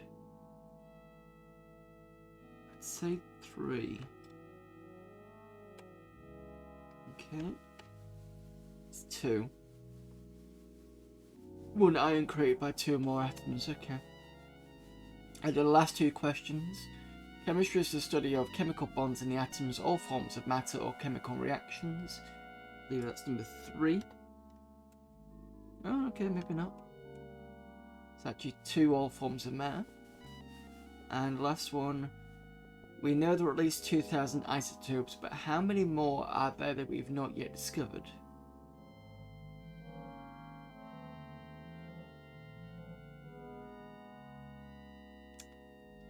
I think we're going to put 4 for this one. No? Correct answer is 2 and it was 6,000. Well, there you go. That's your homework done for this week. Right. I think that's it for now. We can exit this and get back to shooting some aliens.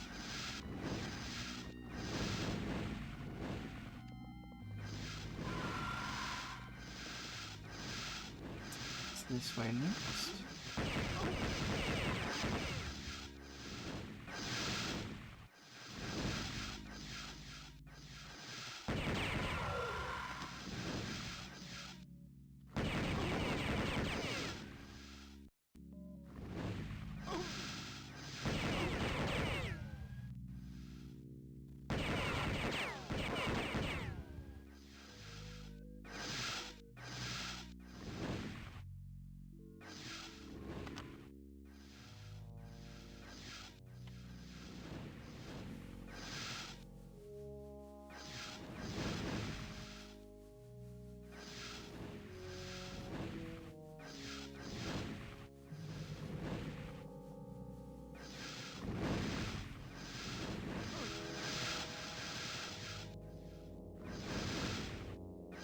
Something else must open that door.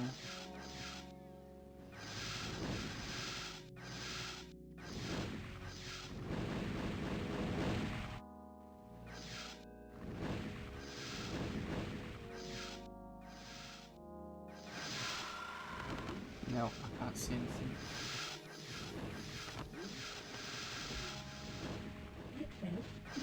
Oh.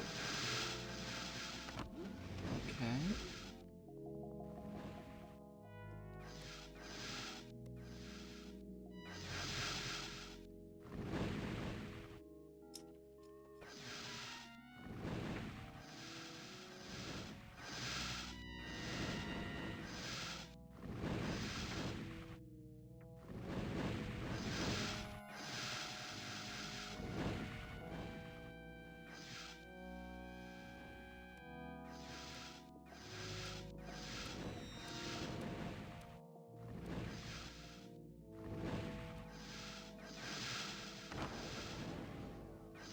That did something. That opened this.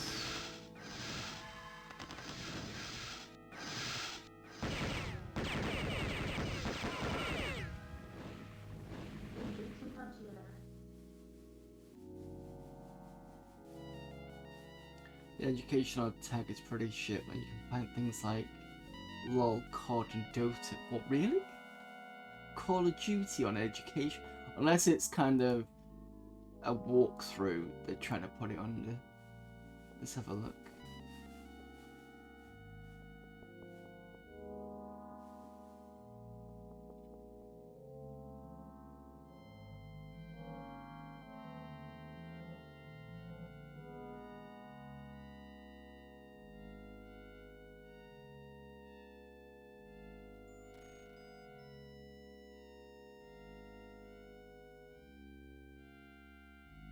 Yeah, it's just a lot of people doing gaming streams as well. I mean, some of it could be doing speed runs as well. Save again. I think the game's just updates slowly.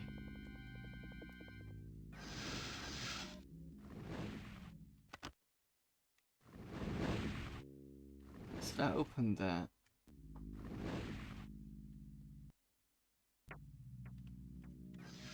Problem is with my power being critical, I can't use my info passive thing or my hand scanner.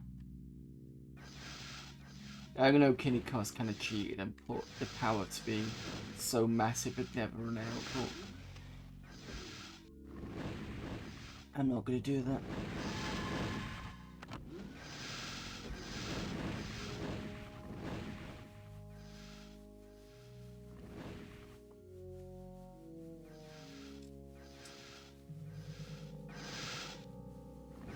This area cannot get into whatsoever.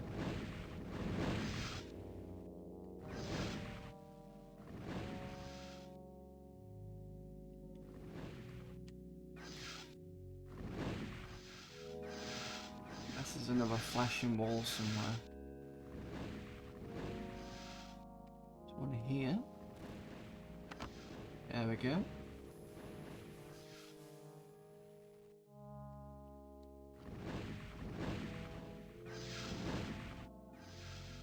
Yeah.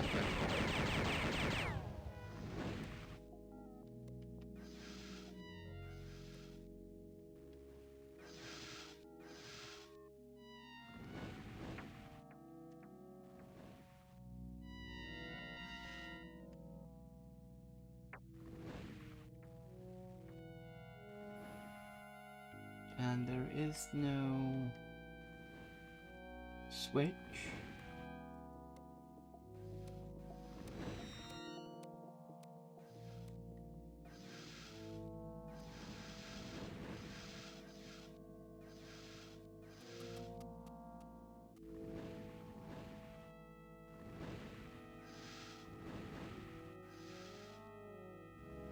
I wonder whether the switch is on the other side. Oh wait, I'm gone. There we go. And you can quit. Great.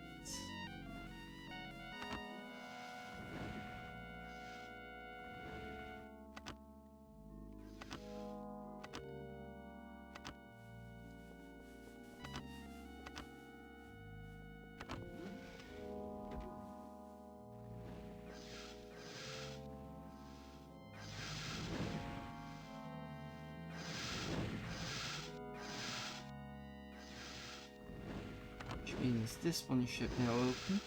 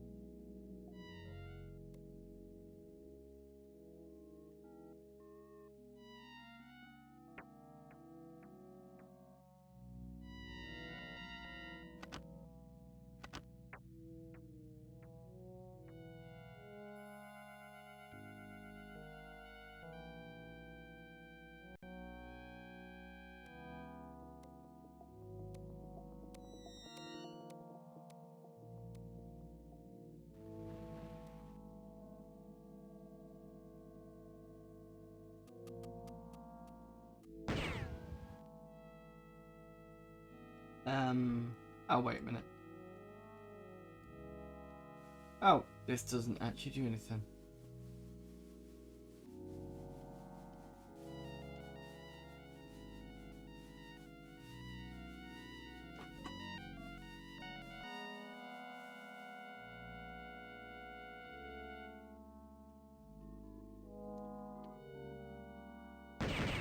After that.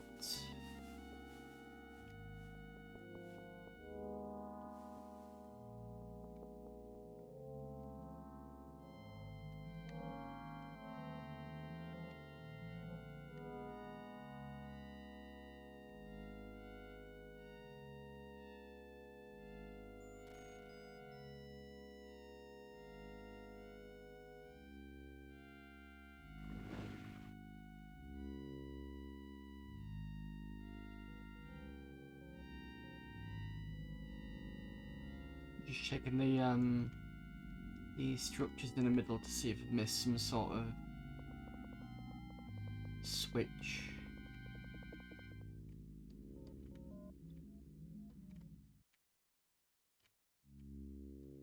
No.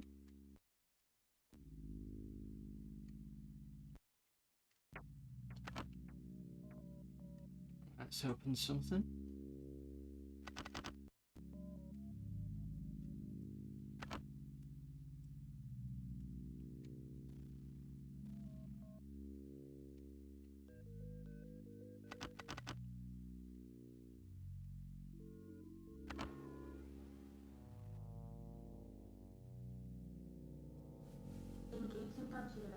Double terminal.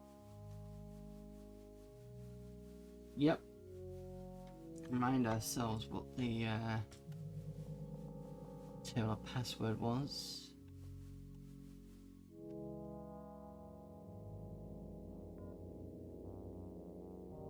Name the well-known spider that is black with a red hourglass in its stomach. Black widow, that would be. Has this got a new set of... No. Maybe I didn't read that section.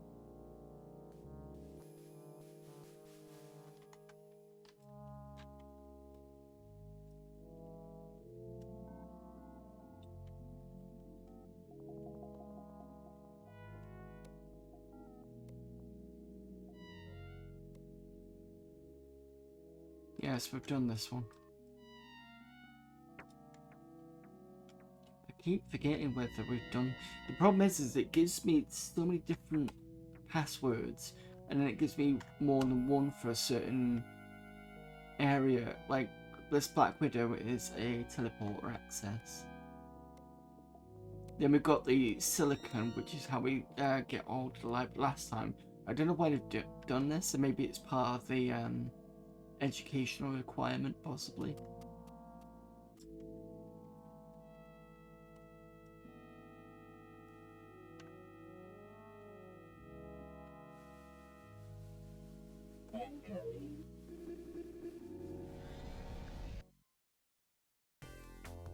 It's another level done.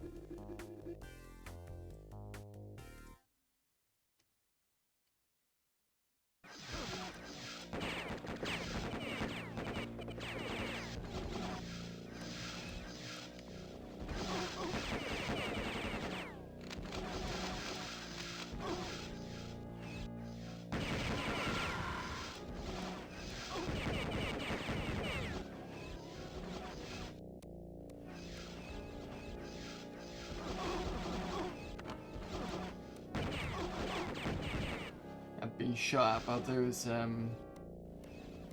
invisible things.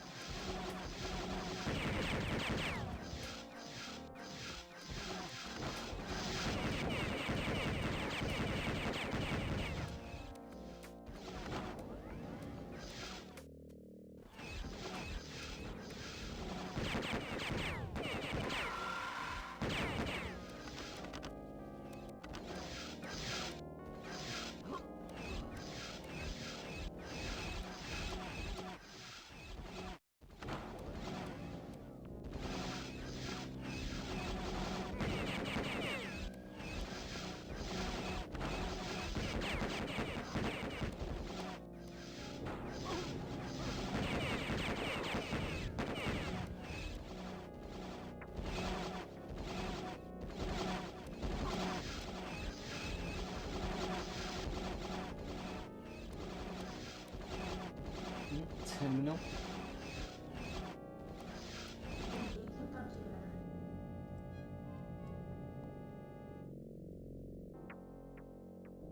So look at the logs. There is an unmarked area in the first room where you started. I think I've found that one. Most hallways are patrolled by vicious floating hall monitors. The last thing you might see is just a glimmer. Scattered throughout this compound are secret rooms and areas. The entrances to hidden rooms are usually marked by glowing lights. Always be on guard when going from hallway to room. Search all areas thoroughly, you might just find what you're looking for. There are optical illusions in this world, so be careful, you could miss something. Objects as well as creatures can be invisible, so keep your eyes open for optical distortions. If caught in a crossfire, use other objects for cover. Cards and other objects can be destroyed, so be careful not to shoot them. Oh. Okay, did not know that one.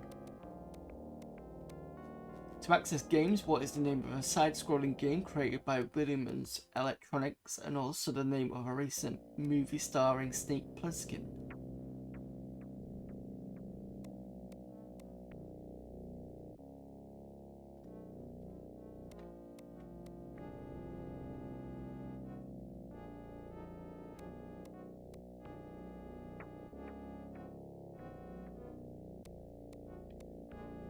If we're talking about the character Snake Plissken, then it's either Escape from New York or Escape from LA, but I can't figure, I don't even know if there was a game called that as a side-scrolling game.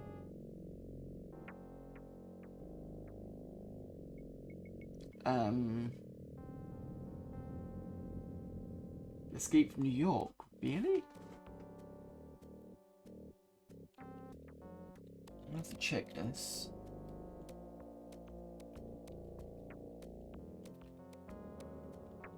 Or is it Williams Electronics?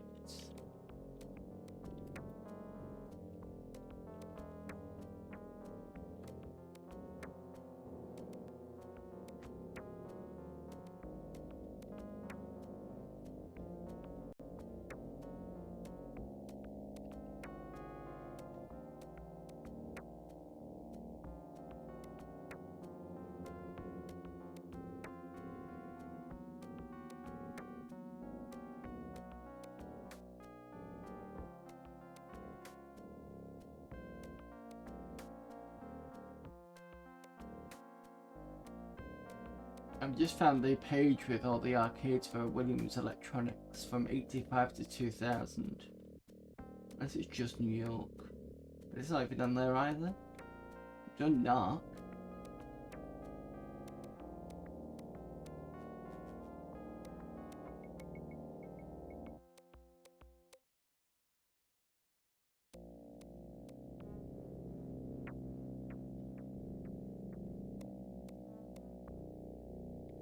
Okay, so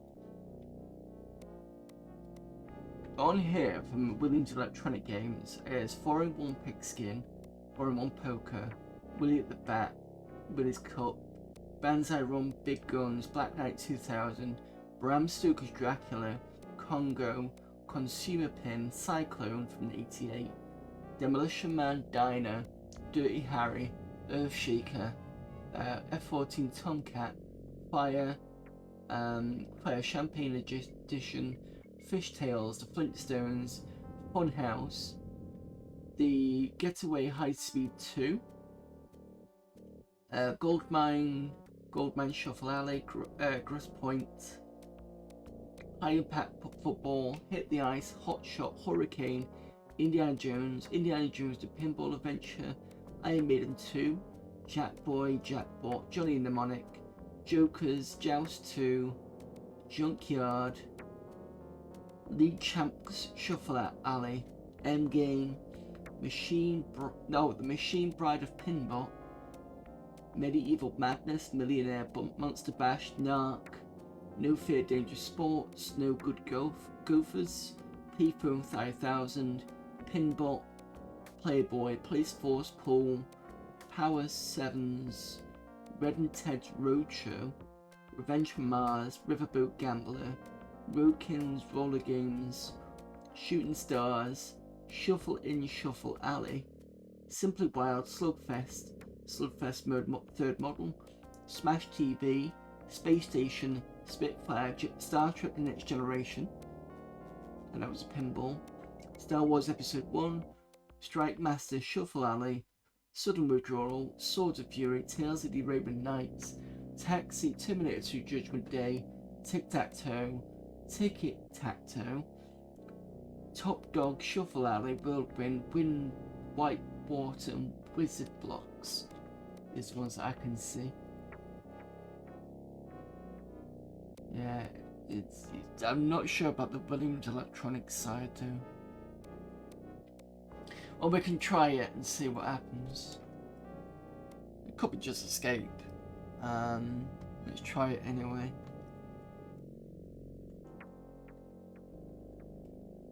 Nope.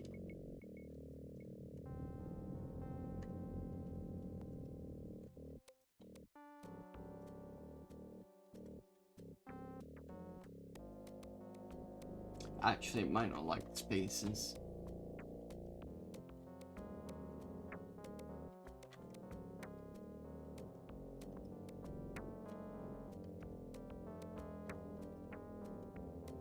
Nope.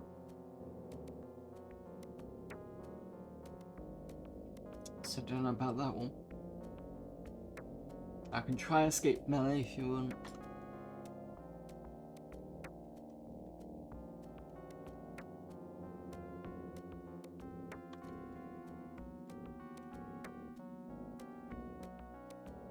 Checking what games they did in Mobile Games. Okay, no probs. That'll be good, interesting to see what they mean by that.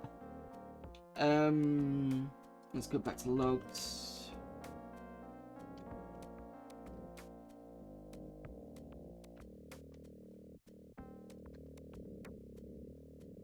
To gain access to the games, what was the name of the spacecraft in the old sci-fi series Lost in Space? I actually don't know that, to be honest. I do vaguely remember it, but not the first time round. But I think Channel 4 did do some reruns back in the 80s. I don't know that one. To access library files, to access library files can be obtained if you know the last name of the first man to walk on the moon. That would be Armstrong. To access library files can be obtained if you know the name of this equation. E equals IXR. One word, please. It's not so much to do with the power. Power is IX. Radius, I can't remember.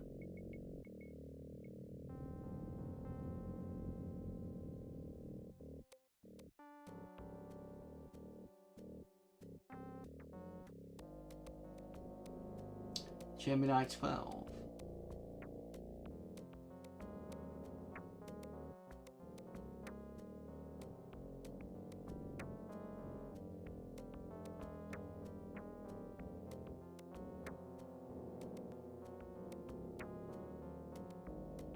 Oh, right, I see what you mean. The spacecraft was called Gemini 12. Yep, got it. Okay. Let's see if I can remember that. To access the teleporter, what unit is capacitance measured in? I think that's farads. To access the teleporter, what was the name of the first space shuttle?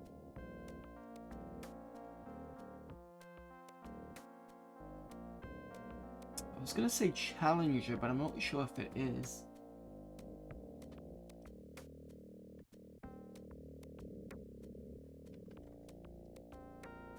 To teleport to the next level, there's 3 teleport sections. What made time travel possible in moving Back to the Future? Hints looks like a wishbone. Oh, flux capacitor, that is.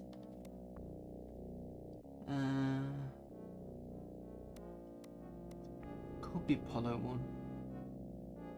Right, so let's test out. You said Gemini 12.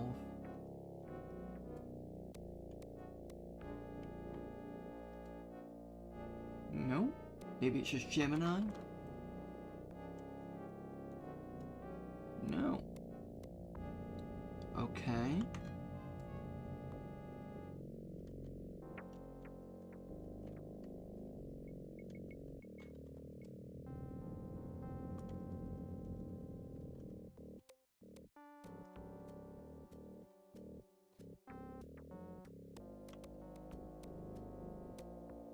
I think there was supposed to be a lot more to this game, but I think it's been rushed. Because it sounds weird that they put all this stuff in, and half of them you can't get access to. I just... Now I've got to remember what the other password was.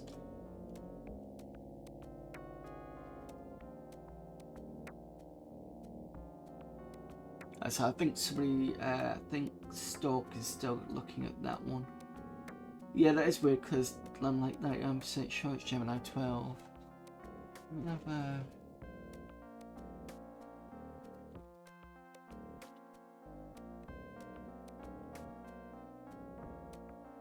Yeah, it says the spacecraft Gemini 12 was intended to undertake a century-long flight to Alpha Centauri with the crew in suspended animation.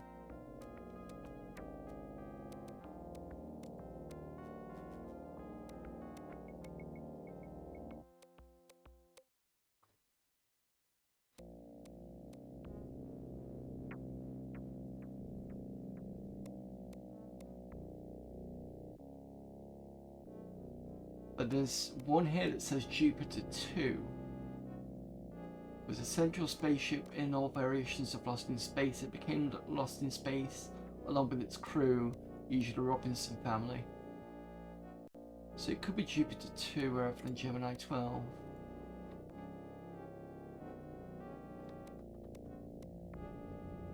It was replaced by Jupiter. Okay, let's try that one.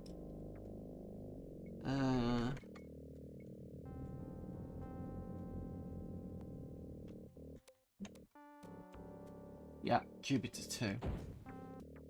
Let's try and see if Quest will do this. Yep, same password for both of them. Okay,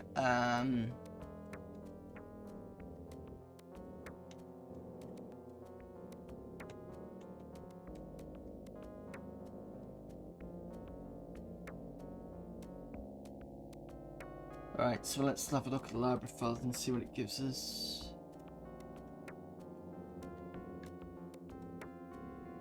Chemical and molecular science again, but starts off with a different question. There are two common measurements of pressure, ATM, meaning atmospheric pressure, and torr, named in honor of Evangelista Torricelli, I think it is, who first measured air pressure. What does 760 torr represent? Pressure at the North Pole, standard air pressure at sea level, or pressure at the South Pole?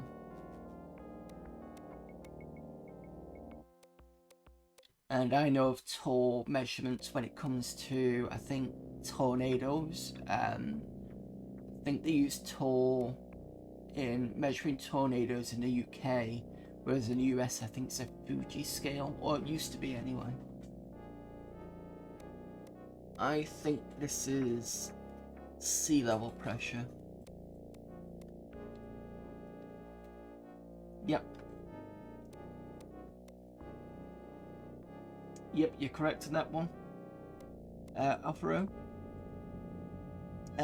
When oxygen combines with other materials in a slow chemical process, it's called a slow oxidation. When the process is sped up, it's called...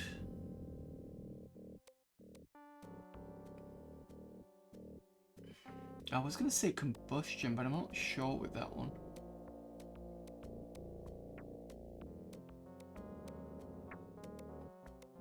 Feels like a trick question.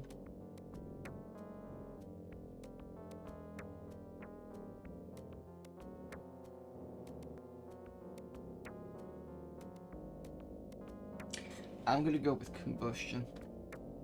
Yes, got it.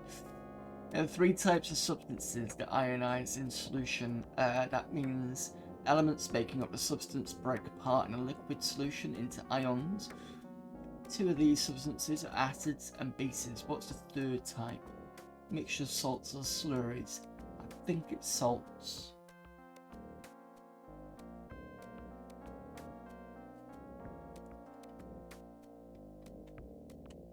Yep.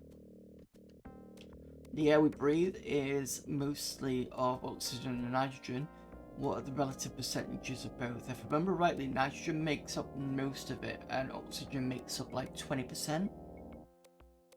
So I think I'm going to go with about 20%, no. I'm going to go with 80 nitrogen and 20% oxygen. You think it's 65-35. Yeah, I'm going to go with 4. Yes. I thought it was that. How are acids or bases measured? Using the pH scale where 7 is neutral, using heat, or using X-rays? I think it's the pH scale. Yep. What other substances besides nitrogen and oxygen in the air we breathe every day? Argon, neon, water vapor, krypton, methane, xenon. All the gases are up in the air. I think it's 7 because I think there's a load of other stuff, but they're all kind of at the very low end. You think it's just argon? You okay? Fair enough. Oh, was that the one before? Sorry. I'll wait a second just so I can say whether your one is this one or not. Can't find it because they made a lot of pinball games. Yeah, I went through a list that went through pinball games as well. Yeah, last one, this one, you don't know. Okay, I'm gonna go with 7. You think 3. I'm gonna overrule and say 7 because I'm sure it's a mixture of a load. Yes, I thought it was. What is fire?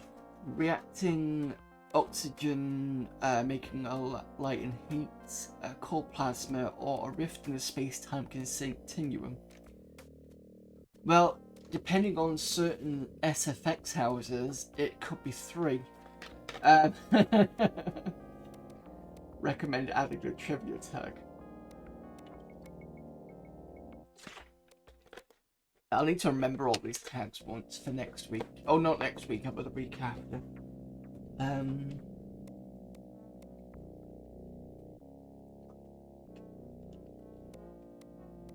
There we go. Added trivia. 3 is left, but 1 is definitely. Yeah, I think it is 1.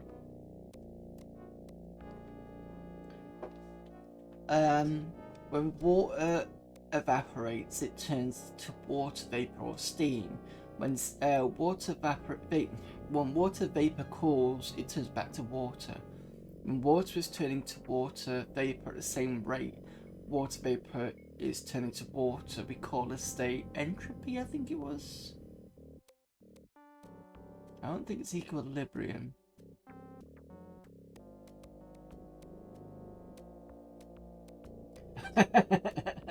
Hello, Litwaski and Denarian. We're on the library section whereby you get loads of these questions. So we've done things like biology. We're now on chemistry. What else did we do? I think it was just biology and chemistry we've done so far. But it sort of changes each level. So this is the homework section of your gaming. See, the tag works. What did you say? Did you say 3 to this one?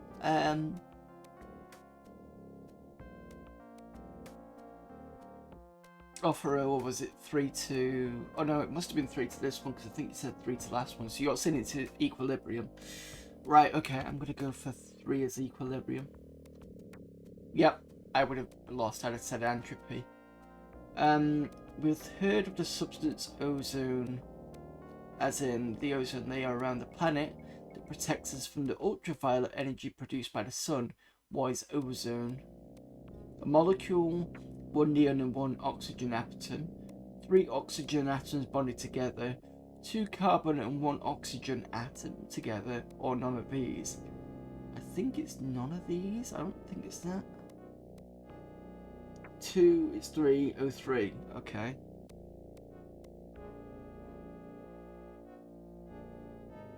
So, oh, it's O3. Okay, so you're thinking it's number 2. Yeah, I know what you mean now. Yep, you're correct. The atmosphere has 3 components: the troposphere, the stratosphere, and the ionosphere. Which one of these is closest to the ground? I think it's troposphere is closest to the ground. Because I think strato and ionosphere are a bit further up.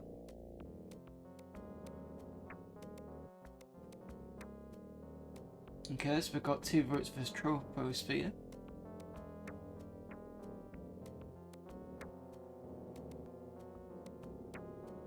No, probably pronounced it wrong. It's probably troposphere, but you know.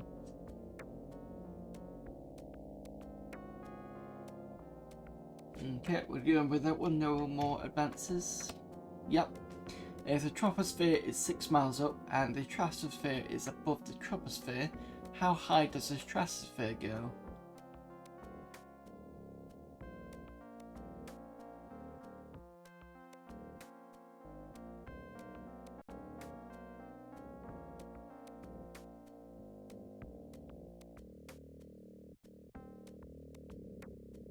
I'm going to say 35.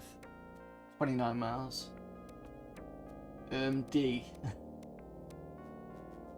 D? It's only 3, or you're just not sure?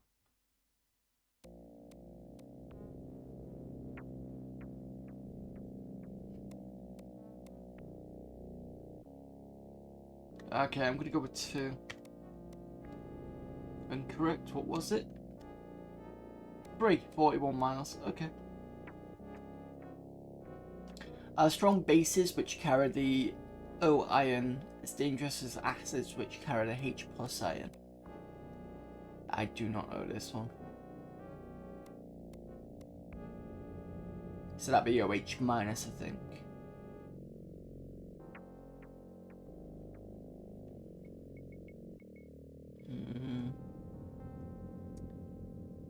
I'm gonna say no. Okay, so that's dangerous.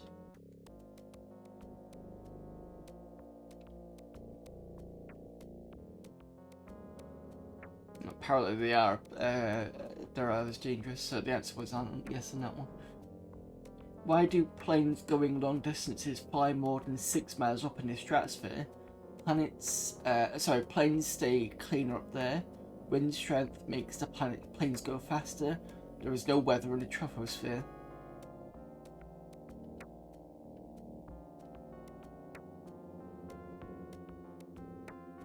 I'd say wind strength, possibly.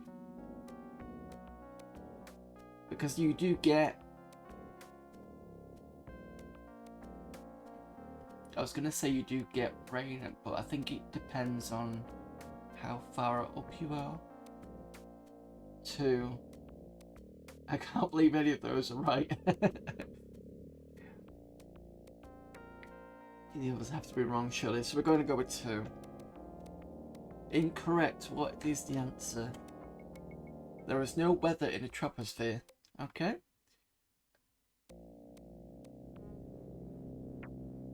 Wait, hang on. That doesn't make sense. Because isn't the troposphere supposed to be lower than the stratosphere?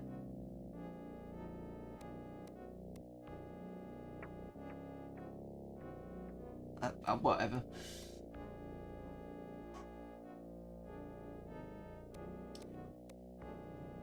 Why do planes go a long distance fly more than 6 miles up in the stratosphere so they avoid the troposphere?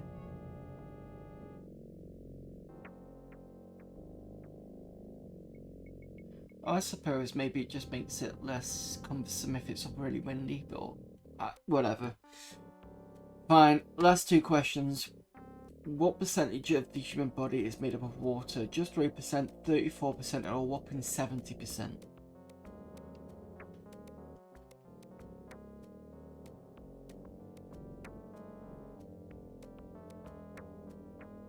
We got 3. I think it's 3 as well.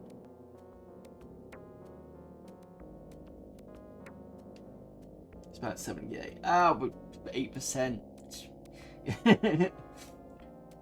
I think in textbooks it's typically written as 70%. Because you know the whole thing of when you go and learn a cell, you only just learn it as a kind of cell wall and just a nucleus. And then when you go into A-level biology, they say, but it's also got this. It just fills it all out, and you kind of realize how a lot more complex a cell is. Save with friends. Commercial jet aircraft fly in a lower stratosphere to avoid turbulence, which is common in the yes, troposphere below.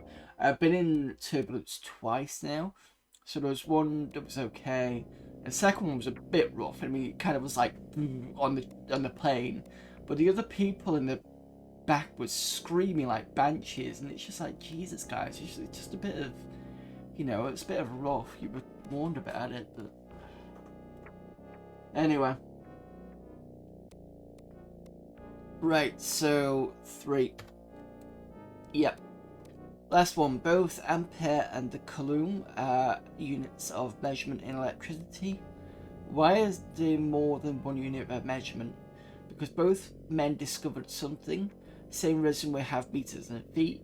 For convenience, coulombs means charge, amperes is the flow of charge, and I think it's 4 actually, thinking about it. Yep. We've got a 4 here already in chat.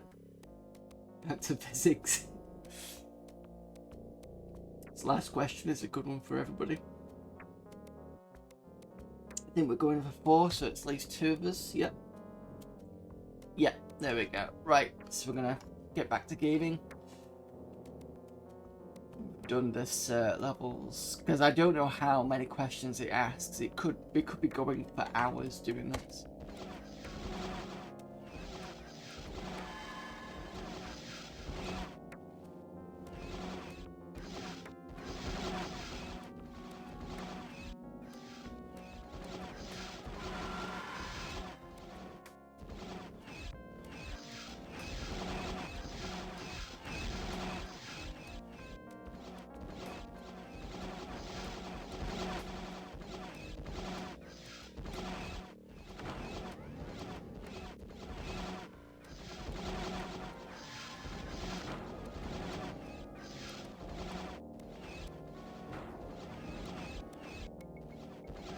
What time are we on? 2:48. So I'm gonna play this for another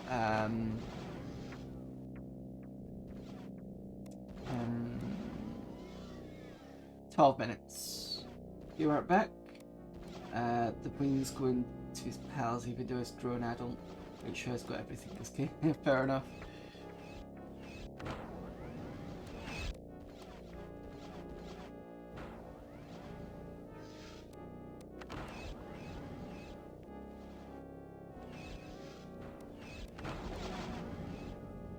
And this is where we started.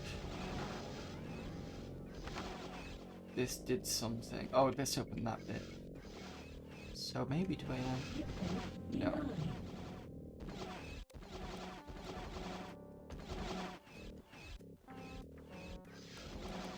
Power critical.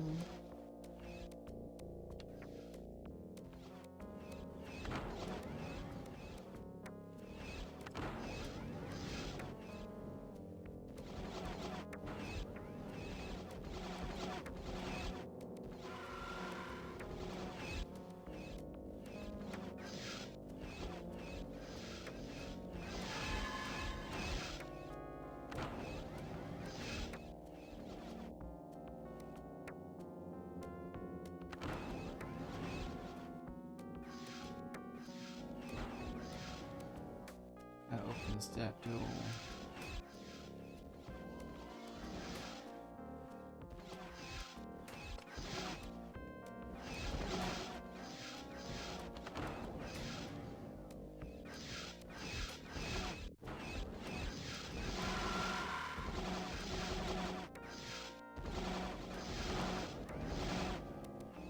Oh wait, I've not pressed this out there.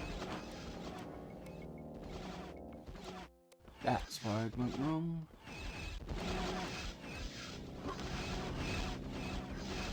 And the other thing about this game is, because it's got a jump option, their jump option is X and C.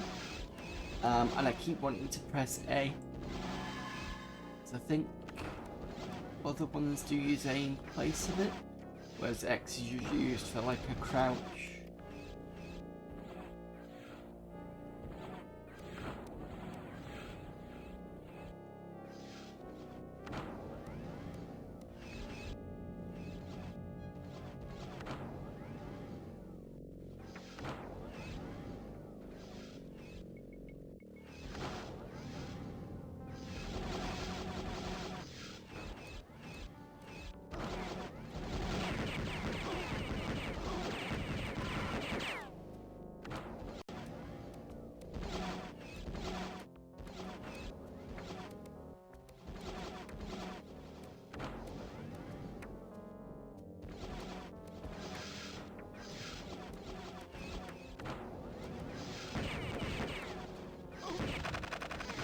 Oops, run out of ammo.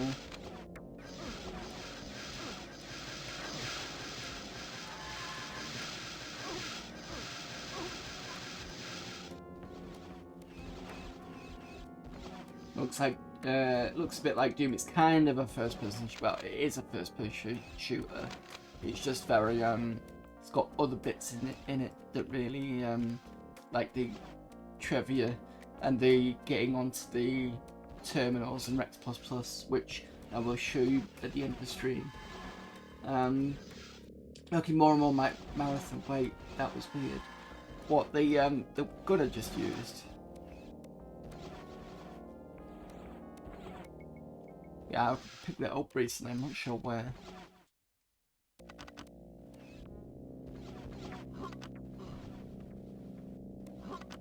At some point I'll have to play Marathon, because I remember when I had the handhelds, there was a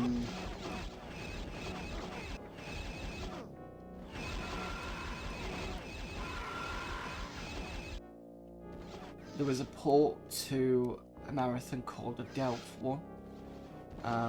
So at some point I'm going to look at that.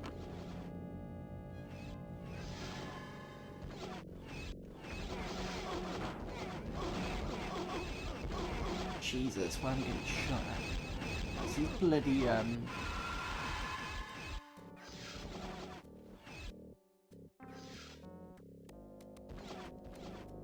it's the almost Spectre type things from Doom, because you might be able to see a bit of distortion, and that's them.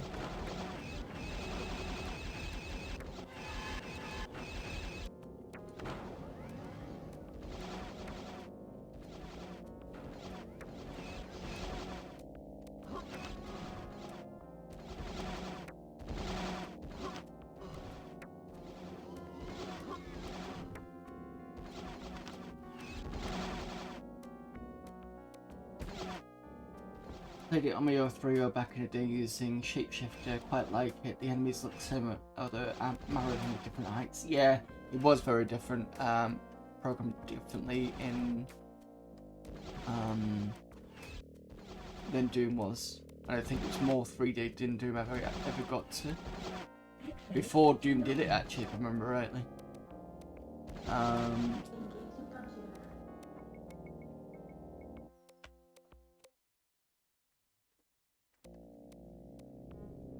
Let's try here.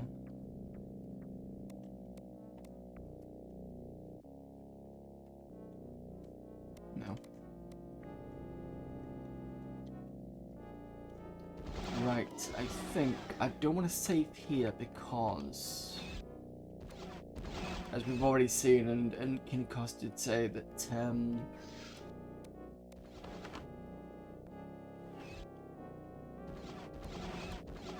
everything gets reset. So I'm going to get to the next level first, and then we can call it a stream. And I've activated something, I'm not sure what. Oh! That'll be the key I probably need.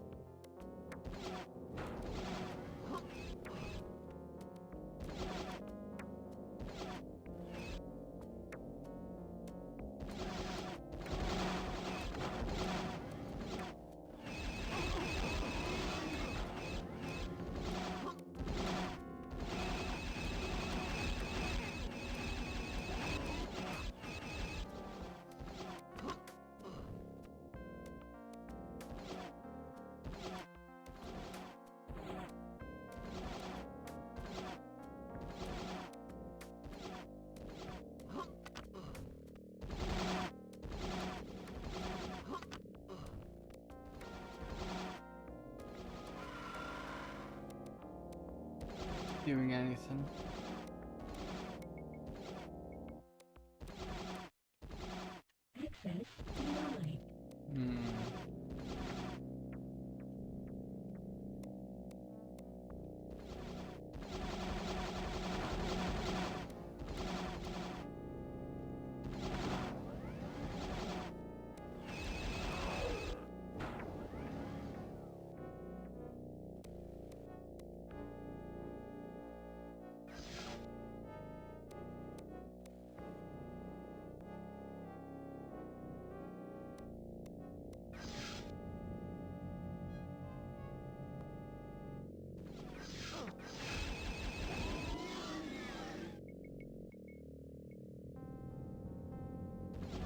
Meant to say I watched the rest of the arcade game stream yesterday. Man, I love Robocop. Easily my top 5 arcade games. Yeah, it's a good port. Is that one? It's just unfortunate that Midnight Resistance was quite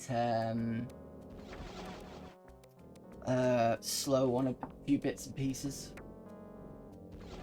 Heretic was a nice Doom clone. Yeah, that was a good one. Keep banging on about a game called Blood Witch. It's a 3D version of the old school PC called Hex Heresy of the Wizard. Yeah, I've heard of that actually. So I had to play the see, I consider Blood Witch more in line with although I've never played Hex, so I don't sure what it's gonna be like, but I'd probably describe that sort of thing more like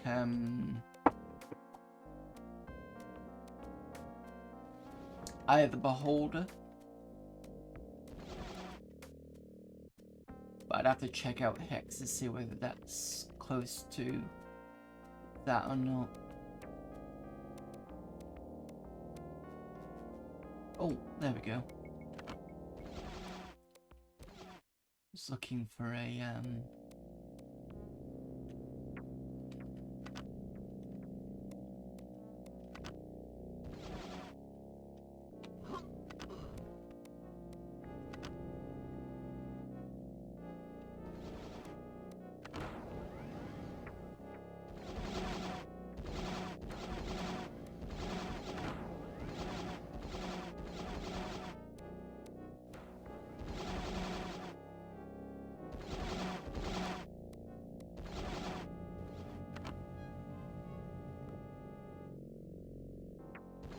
now I remember about the whole flashing sections. It makes it a little bit easier. No,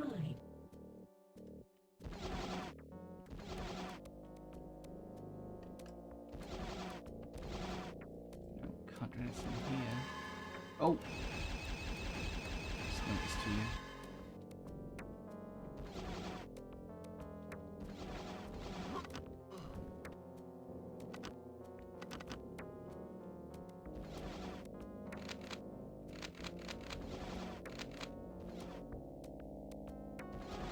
Which was like the Hex, more like Heretic, very roaming. Blood Witch was like Eye of the Beholder, yeah. The strange thing about both Blood Witch and Hex were released on PC, even though Hex is literally the same story and dungeon in Blood Witch. Oh, okay.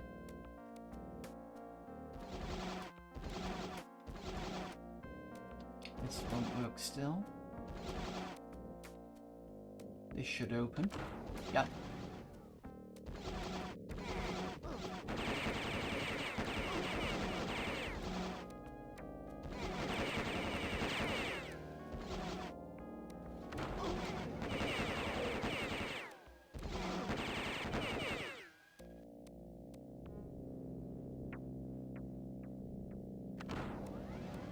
These levels are getting bigger now.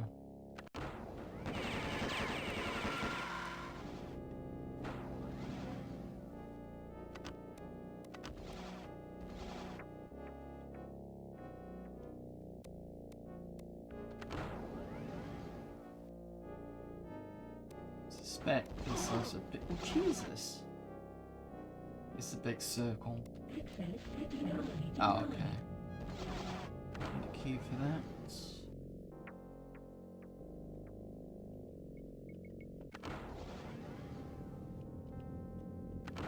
I can't find the exit soon. I'm probably just gonna save. I was gonna say I can't, but I can actually. Here, and then we'll have to pick up here for next time.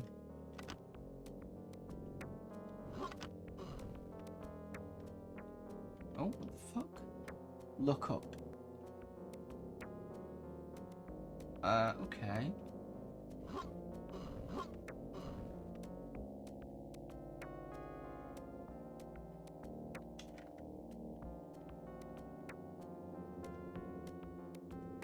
There's something above me.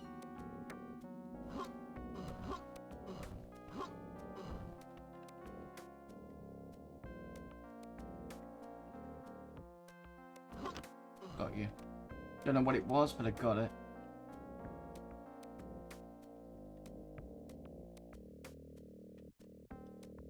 Maybe it's access to next area.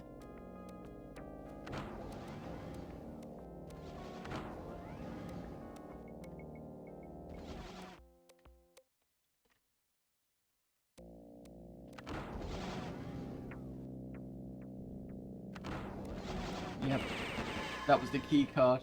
So the key card was in, was basically hidden. Right, what we got?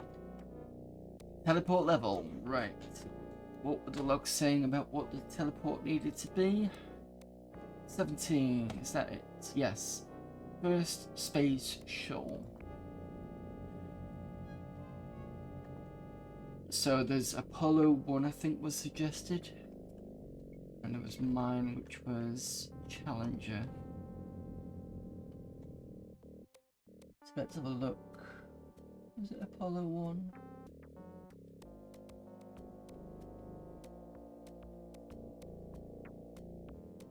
Apollo 1, you think? Nope. Not Apollo 1.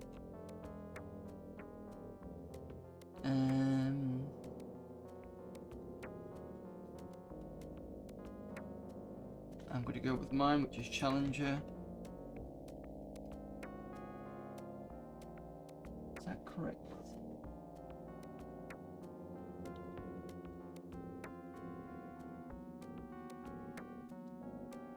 Yeah, it's spelled correctly. I wasn't Enterprise, was it? Because I know they have a habit of doing that.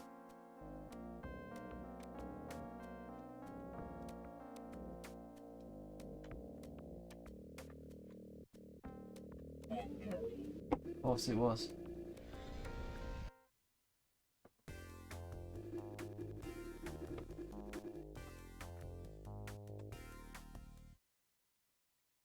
The Mantic's infestation has been neutralized. Great work. Prepare for the next mission.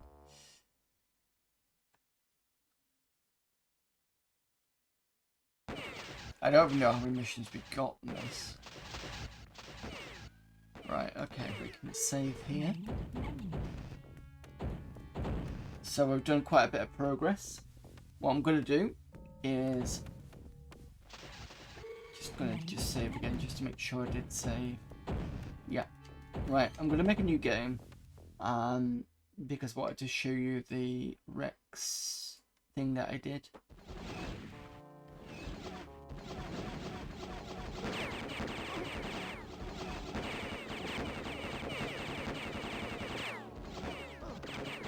Interesting, you can't shoot creatures through the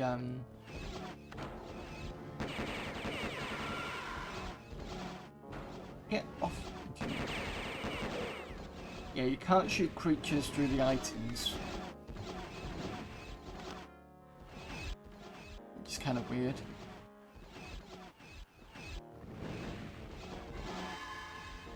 Where's the...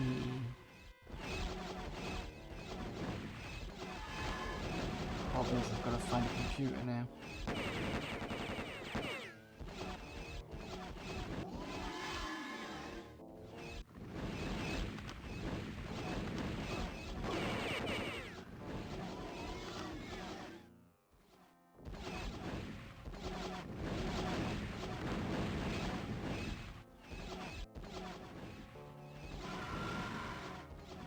Now, the interesting thing I found about Rex++ is when you save something, it's available for any time you set up a new game. So it's almost as if it's got a separate save sorted. Sorry, it's got a separate save place stored somewhere, so you can use that instead of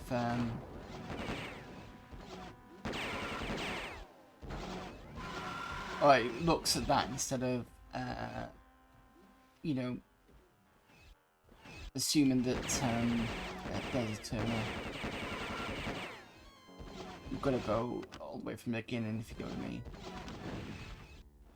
Right, terminal. Let's see. Say cheated because of Google for the answer, but isn't the hope that you'll go away and find the answer? I've decided I wasn't cheating. We're just in the wrong year. Fair enough. No, that's fine. I mean, there is such thing as open book exams where you have your book with you, so you can do the exam with a book there. Right, let's see if this works here. Yeah, so it does work on the first bit. Right, so if I load this, the one that I did after the stream last week was this demo. And I basically just did a number of variables. We've got a string variable, 2 number variables, and we've got a couple of number variables here. I've got a welcome message. I start at X at 310, randomize for the randomized color count here. So we've got a color count and color rand. And then we've got a loop which basically goes to 10,000. We clear the screen with the color, and that's dictated from the second rand, so that's 0 to 50. We set the cursor of X because we've already defined it here, and then Y is 100. We print welcome, which is this section here. Welcome to Rex Play No Music here. We decrement X. We check if X is 0. If it is, put it back to 310. Are you? No, yeah. We count down the color count.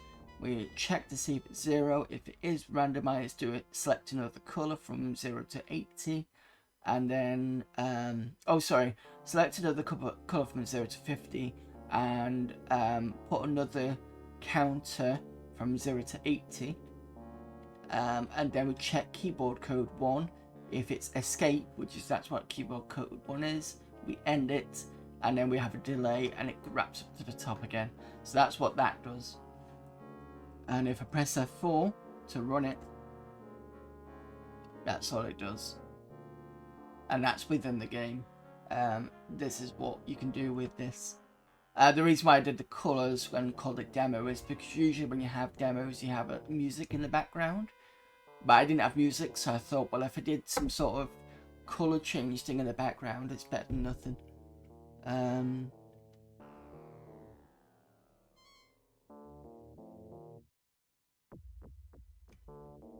was just about to ask, is this in... Yeah, it is. This is the Rex++ they were talking about. This is the compiler thing that they've been bigged up on the...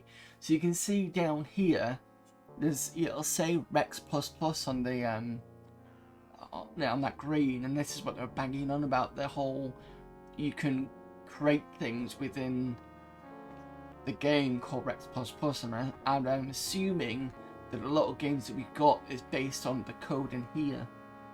So it's basically an interpreter, and this is what I've done with it. Nothing amazing, but exit round, pressing a key, and that's it. That's what I did last week after the stream. And this is what I was saying before about it would have been cool. I don't know whether they were planning it, but there was blurb in Moby Games that suggested that maybe that writing stuff in here could help your character. And I think maybe that's what they planned for it, but it didn't quite kind of do much with it. And I was saying before, if you missed what I was saying, that it would be cool if somebody could create a game with this idea of having an interpreter, but the interpreter's linked to the game itself. So there's maybe some doors that you can't open at all without kind of hacking in. So the menu would show this is what you could do as a basic thing, you know, like kind of loops and all that sort of thing.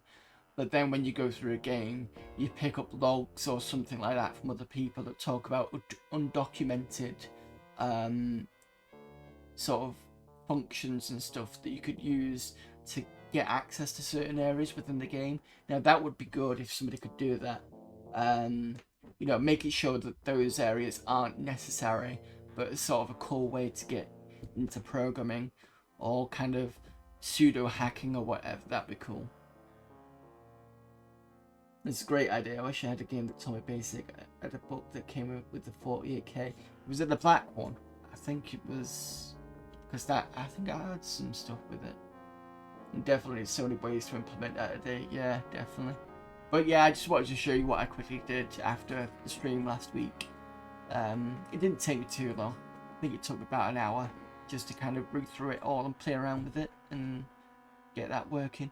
I wasn't going to do anything other than that because yeah, I've got game dev stuff. I don't want to add game dev in within game dev. You know, it's kind of weird. Black coloured one, the Amiga one was white and blue. Yeah, it's the one that came with the it's the one that came with the plus. I've got it actually in the plus box I've got over there. But I'll show you that in a sec. Anyway, I'm quick out this.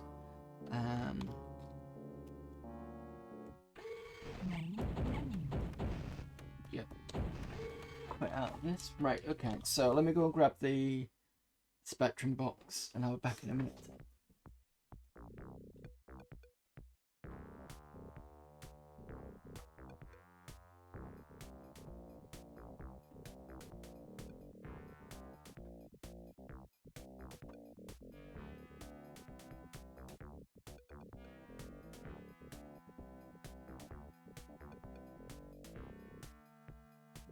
Okay, Spectrum Plus box you've got right here.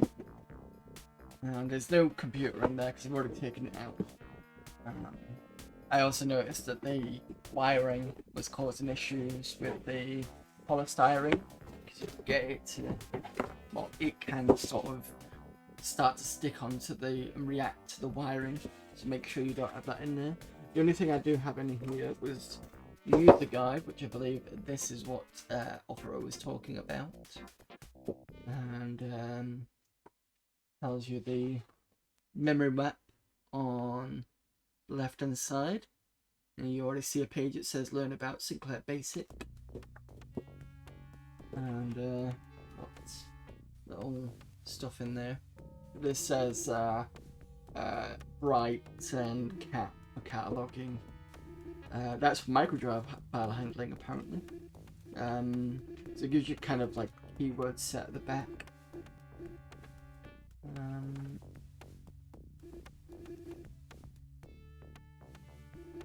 Yep. Tells you about animation and gives you bouncing balls and stuff like that in here. And that's in, it gives you the subroutines for all this in the small boxes. Designing patterns and pictures, there's another set. So you can see sort of here, there's like a little table. That is the listing for the program. So it shows you how to do that. I'll have to go through this myself at some point. But yeah, that's basically that bit. And the only other thing I've got in here is after sales service card thing.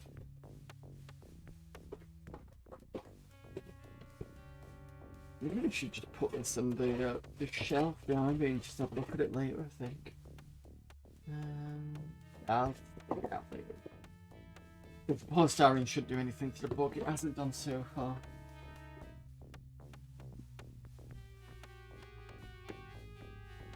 Book is literally the reason I coded today. I've been for about 40 years. I've been coding.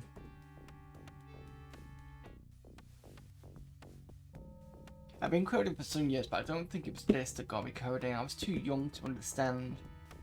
I mean, I think my dad tried to get me doing it, but I just didn't have the interest, you know, when you're a bit too young. And then I think I started doing it when I was in college, because we were doing Turbo Pascal. And I did try making an adventure game in Turbo Pascal, but I was doing it through the if-then-else kind of way of doing it, and it's not good. I should have used some sort of data structure or something like that to you know. But I didn't know. Well, I think we did get taught them about the time. I was just doing it together. And that was 98. I think I started doing that. So Yeah, I did actually return back to the ZX Spectrum to do programming a few years ago. I did a game in Z80 Assembler, and then I tried to do another game in BASIC, and I've not finished that game. In fact, I've not fully finished those two games, but at least I did something. And now you can load it through tape as well, so that's good. Turbo Scale, I was going to say use Turbo Scale 6. I can't remember which one I did. I remember it was a blue IDE. I can't remember whether... I think we did it through Windows, but I don't know if it was through DOS. I just remember it was a blue IDE. And I vaguely remember it was very DOS-like, but I can't remember fully.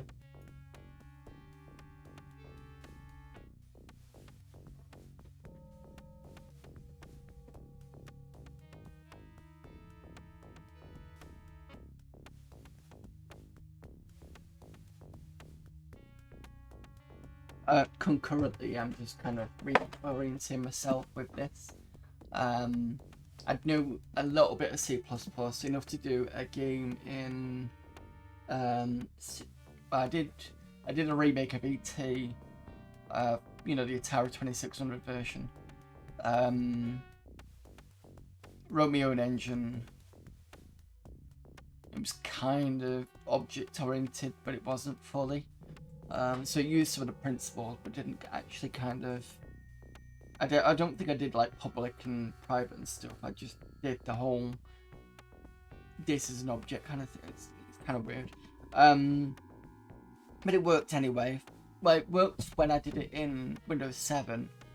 And then when I tried looking at it recently on Windows 10, it didn't start first, and then I loaded it again, and it started, and then I seen somebody else playing it as well, and there's some issues.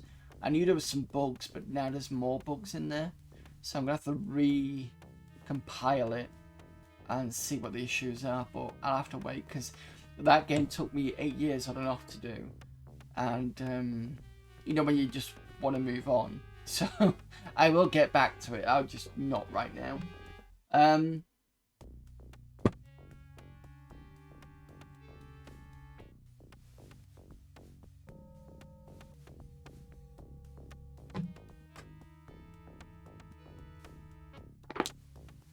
So yeah, I'm working through this at the moment. As I managed to kind of jump through a lot of it because I knew a few bits of it, but some of the stuff that I did learn was external ints. I wasn't sure about those. I know there's a difference between a heap and a stack. And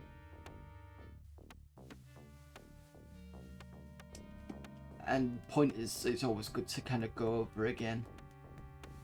I kind of know bits and pieces of pointers, but sometimes it's when you've not done it for a while, it can get rusty. What was it up to? I've only went with computer support, ADSL and mobile internet. Yeah, have I got any footage or code that you can play with? What, me personally? I don't think so. Oh, a VT. I do have a YouTube channel from ages ago.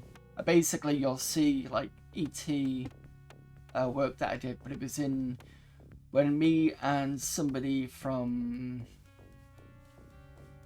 I go to Indie Game Dev every month, and there was a joke about how developers would use placeholders for graphics, and you can actually see that in the game because ET is just represented by this kind of white block, and then I think I've got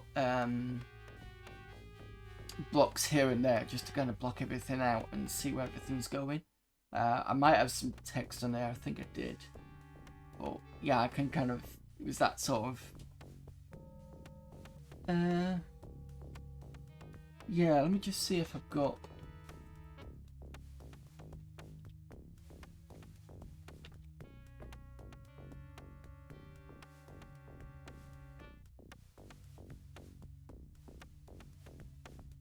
In fact, I can just send you the link to it because I've released it. It's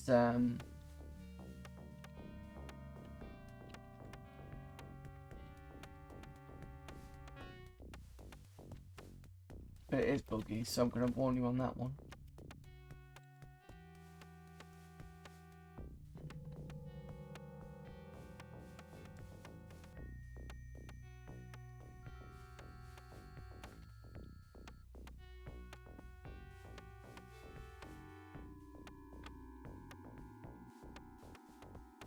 Right, that's the link to the page. It tells you about the game on there. I've only got a Windows download, but recently I managed to pick up a 2016 Mac. So there might be a Mac version coming probably in the next 5 years or something, though, when I finally get back around to it.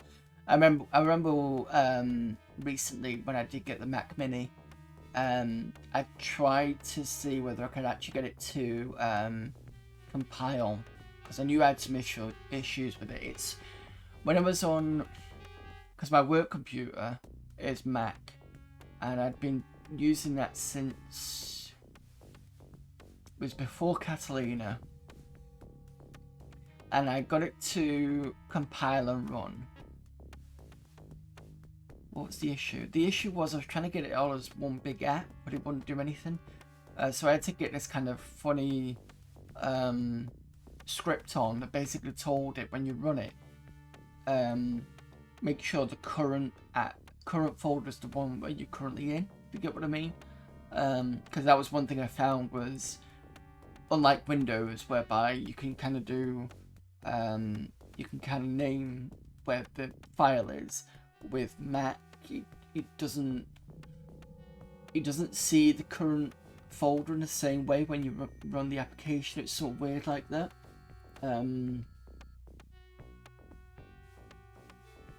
then when so the random was okay, and then when I tried it again with the Mac Mini, when it updated up to Monterey, I found that it was whinging about how I did the casting from integer to string, because I'm showing you the score. I think I got score as an integer and I cast it to int, and it didn't like that code anymore. It just wouldn't kind of run.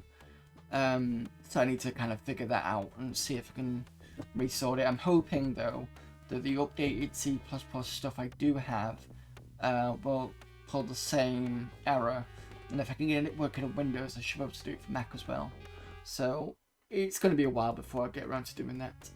But yeah, is it Pixel? Pixel Cat is usually mostly up here. And in fact, I think there should be an email. I don't know whether it's on tier 1 or not.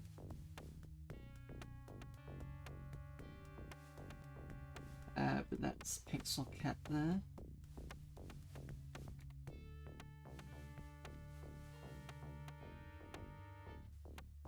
I can't remember what tier this was. Pretty sure it's not. Let's have a look at my emotes. Oh, so the 3 emotes: the Sonic Face, the 486 Chip, Retro Sunset, and Amiga Monday. Yeah, tier 1 is Pixel Cat, New Cat, and Amiga Love. Amiga Love being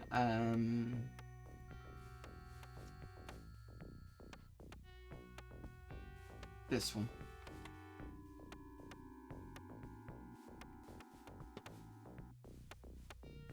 Right, so I've shown you the program I made. We've done significant progress in Rex.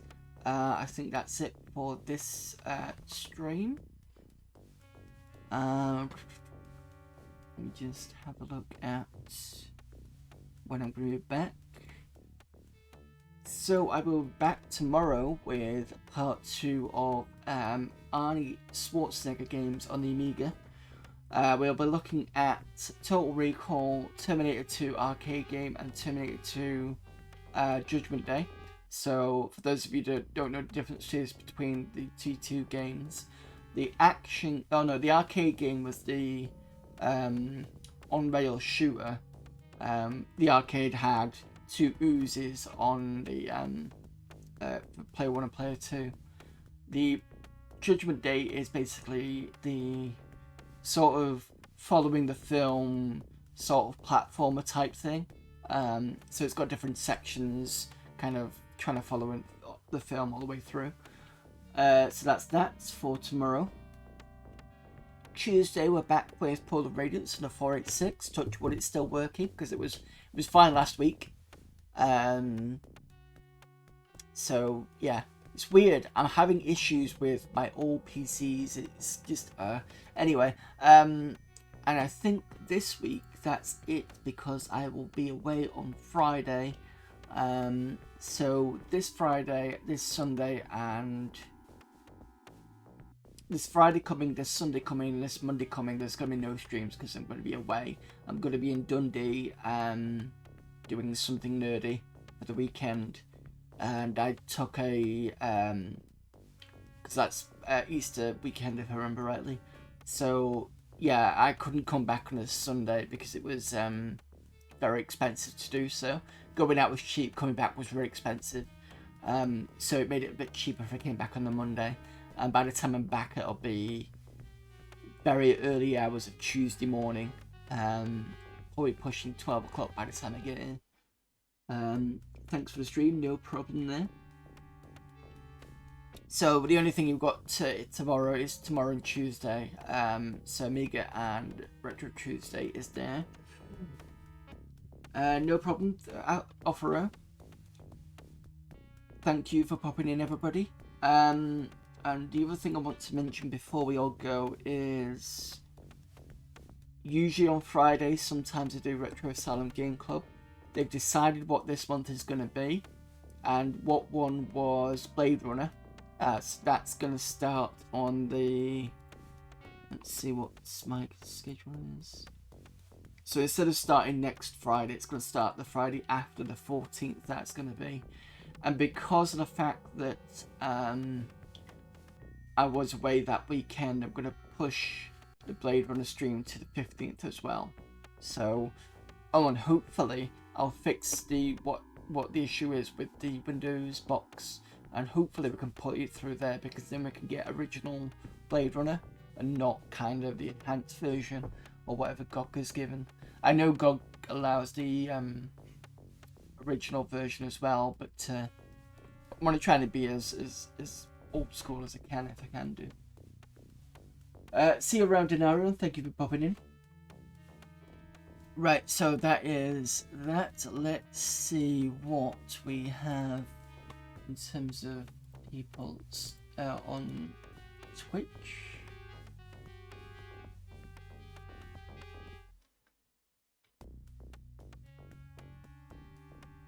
Got a few people on.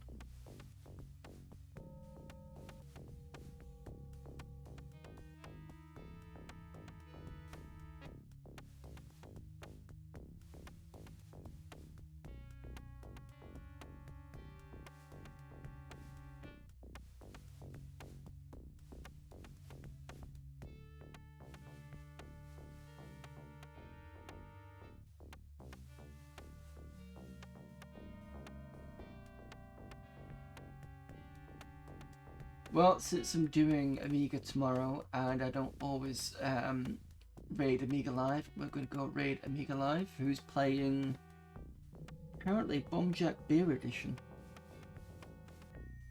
which I believe is an update to Bomb Jack on the Amiga. So let's go over to Amiga Live.